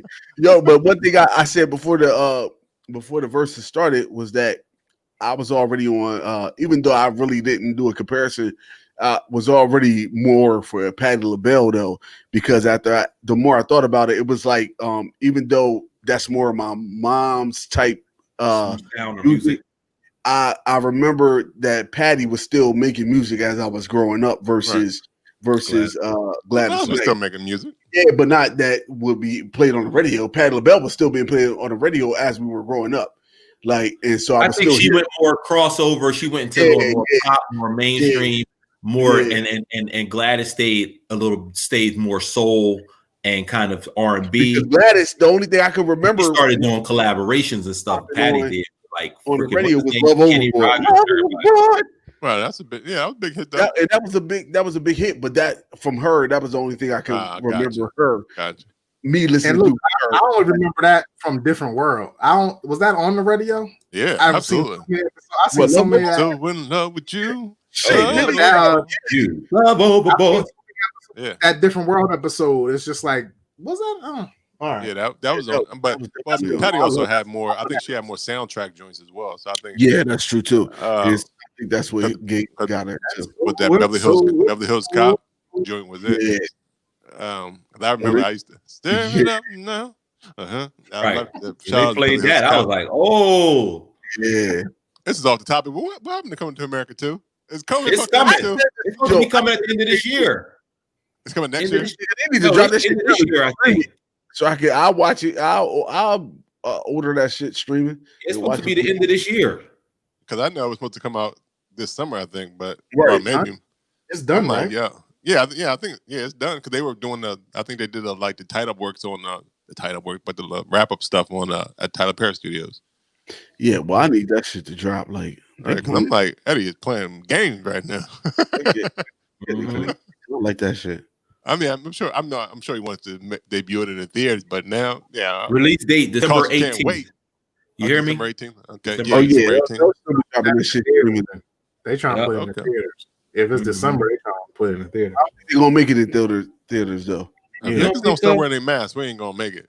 Niggas don't wear the mask. Put your mask on. A lot of the original, speaking of that, a lot of the original cast, Eddie Murphy, Sherry Headley, who was the woman he married, Arsenio Hall, Kiki Lane. I think that is that the sister? I think that was the sister. I don't know who Kiki is. John Amos, who was, he's in there now? At first, I think he was like, they ain't called me yet. I guess they called him. Garcelle Buvas from the Jamie Foxx show. I don't know what role she's going to play in it. She was one of the Flower Girls. Oh, she was one of the Flower Girls? Oh, yeah, she was. Back in the day? Right. You got James. But she probably have a whole new character. They probably I hope so. Flower Girl. I hope so. She better not be throwing roses. I'm just saying they probably won't even mention she was the Flower Girl. They probably just she got a whole new character. They're like Flower Girl. She should be the Flower Girl that made her way up. That's only for the big fans like Lou. Like, yeah, she was. I remember her being the Flower Girl too. I do not know. And everybody know who I'm talking about when I say King Jaffe Joffa. Yeah, of course. James Earl. Wesley Snipes. Yeah, that nigga to be on the screen. Yeah, he need to make some money. Yeah. He needs some money. Did you say what was he on? What was he on in Coming to America? He said some original cast. He wasn't. He wasn't. No, he wasn't. Yeah, when he said original cast, that's okay. But but this is this is continuing on. Rotimi from Power, who really that's who we know him from. Michael Blackston. He from Africa too. Louis Anderson, he was the guy on Fries, remember? Yeah. He was on Fries. He spilled the milkshake. Right. Yeah. Paul Bates, who was She's Your Queen to Be. All that nigga was that's all that nigga's known for in his entire life.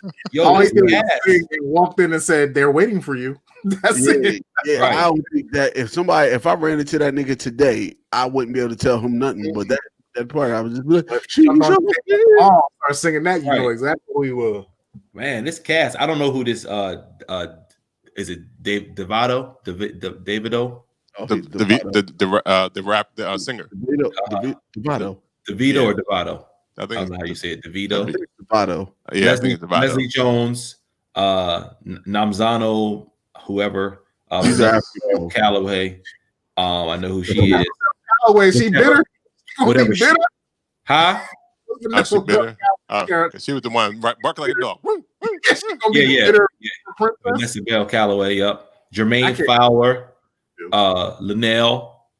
Rick Ross. Oh yeah, I did see Rick Ross was in there somewhere. Tracy Morgan and Tiana Taylor. That's an interesting cast. I'm gonna see how this all plays out. Is Eric Slade? Hey, Lou, you better get in on the private screen. Get it on the private screen and distribution list now. Yeah, they ain't gonna be on there when that private screening chat switched to fucking cat what's that? I didn't even know. My sister-in-law used Messenger, baby. Yeah, she does. She used Messenger. Tell her to switch to what's that? Better not. Yeah, but going back to the Verzuz, I think it was dope that they gave the ladies their flowers while they're still here, and I think that's what a lot of people who did not even know about the catalog, they learned something, I guess. And even in the story they told, there was a lot of history, and then you could tell that I think Patti is 76 and or 76. I think Patti is 76 and Gladys 77 or something like that. So they've been through their whole career. Right. That's what they were saying. And it was dope that Dionne Ward came out as well and just sing that was Friends for. So cool. I had to sign off before that came out, but I saw some posts that they were dragging Dion by the time she said that she looked like she was about to have a heart attack or something by the time she just old. Yeah, she old. I think she like 80s. I think she 80. I didn't watch it. I just was reading the Instagram and somebody said she was about to croak. Well, somebody said she had just said and then pulled out her cigarette and then went out there. She had smoked and then went out there. But she sounded fine to me. She sounded fine to me too. Like Dionne Warwick always sounds like. Right, yeah.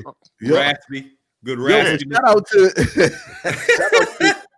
Shout out to Gladys and Patti being mums for real though. Like, yeah, they glam moms. Because at the beginning, when I first tuned in, they were sitting there talking, and she was like, Patti was like, "Get that fan out my face!" Like, and it was like, "You live?" And she said, "Huh?" Right. And then look, what about when she talk about that? Y'all got the wrong song. My teleprompter ain't working. I need the lyrics. I remember this shit. Right. I sang that shit 40 years ago. I don't know. It was crazy. Like, you remember shit from 40 years ago? Meanwhile, Gladys is like, "Oh, I remember my shit. I still sing." But see, Gladys did the residency. That's why. She's still singing. Because she didn't even come with the actual song. She just came with backtracks and said, "I'm gonna do this thing live." Yeah. And Gladys sang her whole songs on this bitch. And sang them sitting down. You know that come from the muscle. Patti ain't know that Gladys was gonna be singing singing with her real voice. Oh yeah, she didn't because she was like, "Damn, you really out here singing that?" Right, you really want to do that thing? I gotta warm up. Patti hadn't been up on them verses. Right. Patti definitely had a $5,000 mirror though. Did y'all see that? Oh yeah. How could we not see it? She put it up like 6 times. But that is Patti LaBelle. That is her. She was on brand for that. We had a text thread going on. Me, Rob, Erica, Kamika, and Adrian, and everything. And I'm like, look at Patti putting up her little red bottom. During the chair. I said, "Oh, she flossing. She got her shoe collection to the right of her, to the left of her." Them kids said, Mama, make sure you share everybody your red bottoms." Yo, Rob, you said she had the luggage. That's something that she did with her stage show. What was the point of it during her stage show? Well, she used to say she changed her shoes. She would kick her shoes off, so she would have all this stuff on the stage. Shoes on the stage. Yeah. And Fantasia does it now too because of Patti. Oh, she got luggage on the stage too? No, she does the kicking off her shoes during a performance. Patti is the legacy. And we'll put more shoes on. Yeah. Like 16 shoes tonight, guys. All her bedazzled shoes. Yes. Yeah, shout out to them though. That was good. That was really good. But to that point though, who would y'all match with Anita Baker? Now that Patti and Gladys went, who we gonna put with Anita Baker? I think Tina Marie, rest in peace. Yeah, I don't think there's nobody with her catalog that was out in her time that could match up. I don't think, because I mean you would be like Karen White, but Karen White. You just get Tony Braxton. What about was too old. You got Karen White. I mean, I guess you could be like Sade, but are we knocking down Tina Marie because he's passed away? Well, she can't do the verses. She can't be there. We can't be like, "Well, I'm gonna accept this award." You know, that's the way back to the, the whole I can't be here. Like, I don't understand why we can't do RIP people. To people that have passed away. Not unless you get the virtual Jones. Okay, in that case, then who we gonna put next to Michael Jackson then, Lou? Prince.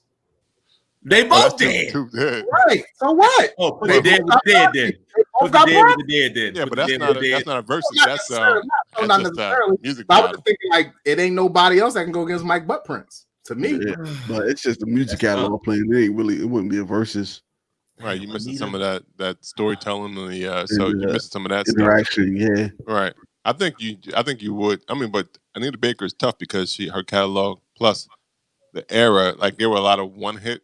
Georgia, and it might be some people I'm not remembering off the top of my head that probably could be like, they'd be like, "What? Remember me?"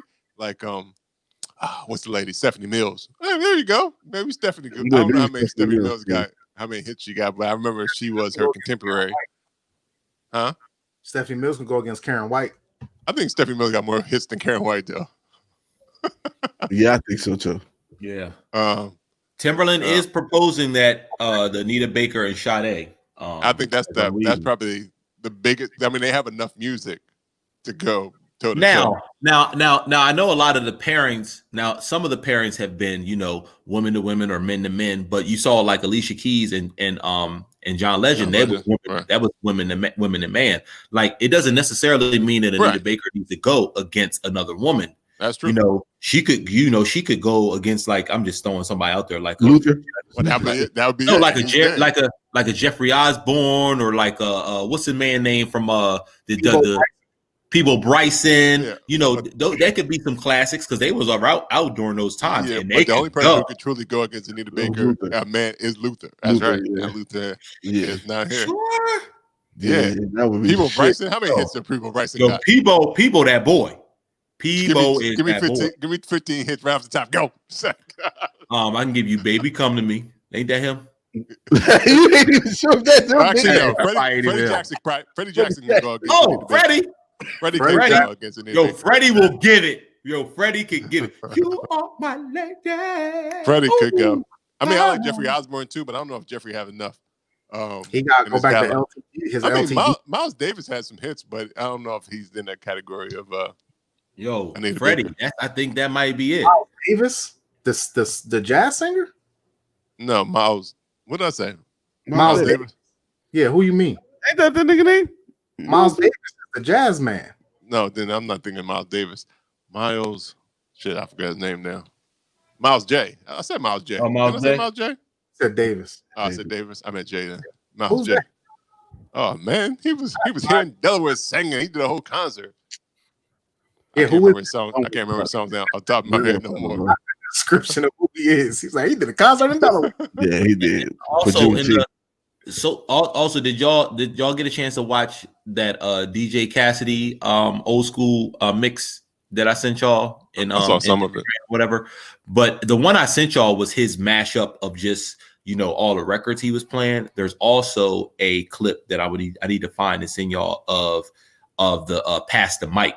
So he's playing all of those songs, and Run DMC Run DMC starts it off. So he's doing all of the old school songs, and he has all of them through Zoom or on Instagram Live. And DJ Cassidy's playing their music, and they all are rapping over their shit, from LL, Run DMC, MC Light, Special Ed, KRS-One, Chuck D. All of them are all rapping, and he did a mashup of all their songs and did a Pass the Mic. I'm surprised why that didn't hit the airwaves. I think it's only Verzuz, baby. Verzuz, you know what I just thought about? Verzuz, so if they could grab two great DJs, right, and like maybe an older DJ and a newer DJ or something, or producer, whatever, right, and throw on the remix, like remix versus, you know what I'm saying, versus the old shit, like that would be dope. Like how a lot of songs are like, especially sample joints. Yeah, like a lot of samples and shit like that, and play the original song versus the sample. Who was hot? Who was hotter? Yeah, that could work. That might be hot. Yeah. Does Eve have enough hits? I would like to see Eve in the battle. No, does she have enough hits? I guess Eve against Lil Kim. That'd be a good battle, right? I don't know. Maybe that might work. Eve against Lil Kim. Because we keep thinking like, do they got enough hits? But everybody's not playing a hit song, like right. But she definitely got 20 songs. Yeah. So she got like 3 or 4 albums, I think. And back in the day, your album wasn't 5 songs; it was like 20 songs. Yeah. So I think that that may work out. I think that could work. I think it would be dope. I mean, and I think if one thing, I think if Gladys and Patti said yes, I think right now no one can turn down Verzuz now. Yeah. If these two legendary women said yes, I'll do it. They can't turn it down either. They can't, but they will. I mean, they will, but they should not. They shouldn't. No one should turn it down if Gladys and Patti did not turn it down. But if Beyonce and Rihanna did one, we wouldn't be able to watch it. They'll shut down the fucking internet. If they would. They the internet for real. Like that shit. We wouldn't be able to watch it. Oh shit! Then make it happen, Captain. I need to see it. They had to televise that one. That one has to be on national television. It is televised. HD on Apple Music. Nah, it would have to. Yo, they'd have to. You know what? They have to do like a pay-per-view and have people pay for that, and people will be paying that $50. They could do that, and then they can pay that $50 to a charity of some sort. Yep. I mean, they can do the same thing with Jay and Drake or Jay and somebody, whoever. They can make it popping. Jay and Drake. I was just throwing top because I was thinking two large individuals that would say no. So I just sent you all guys two videos.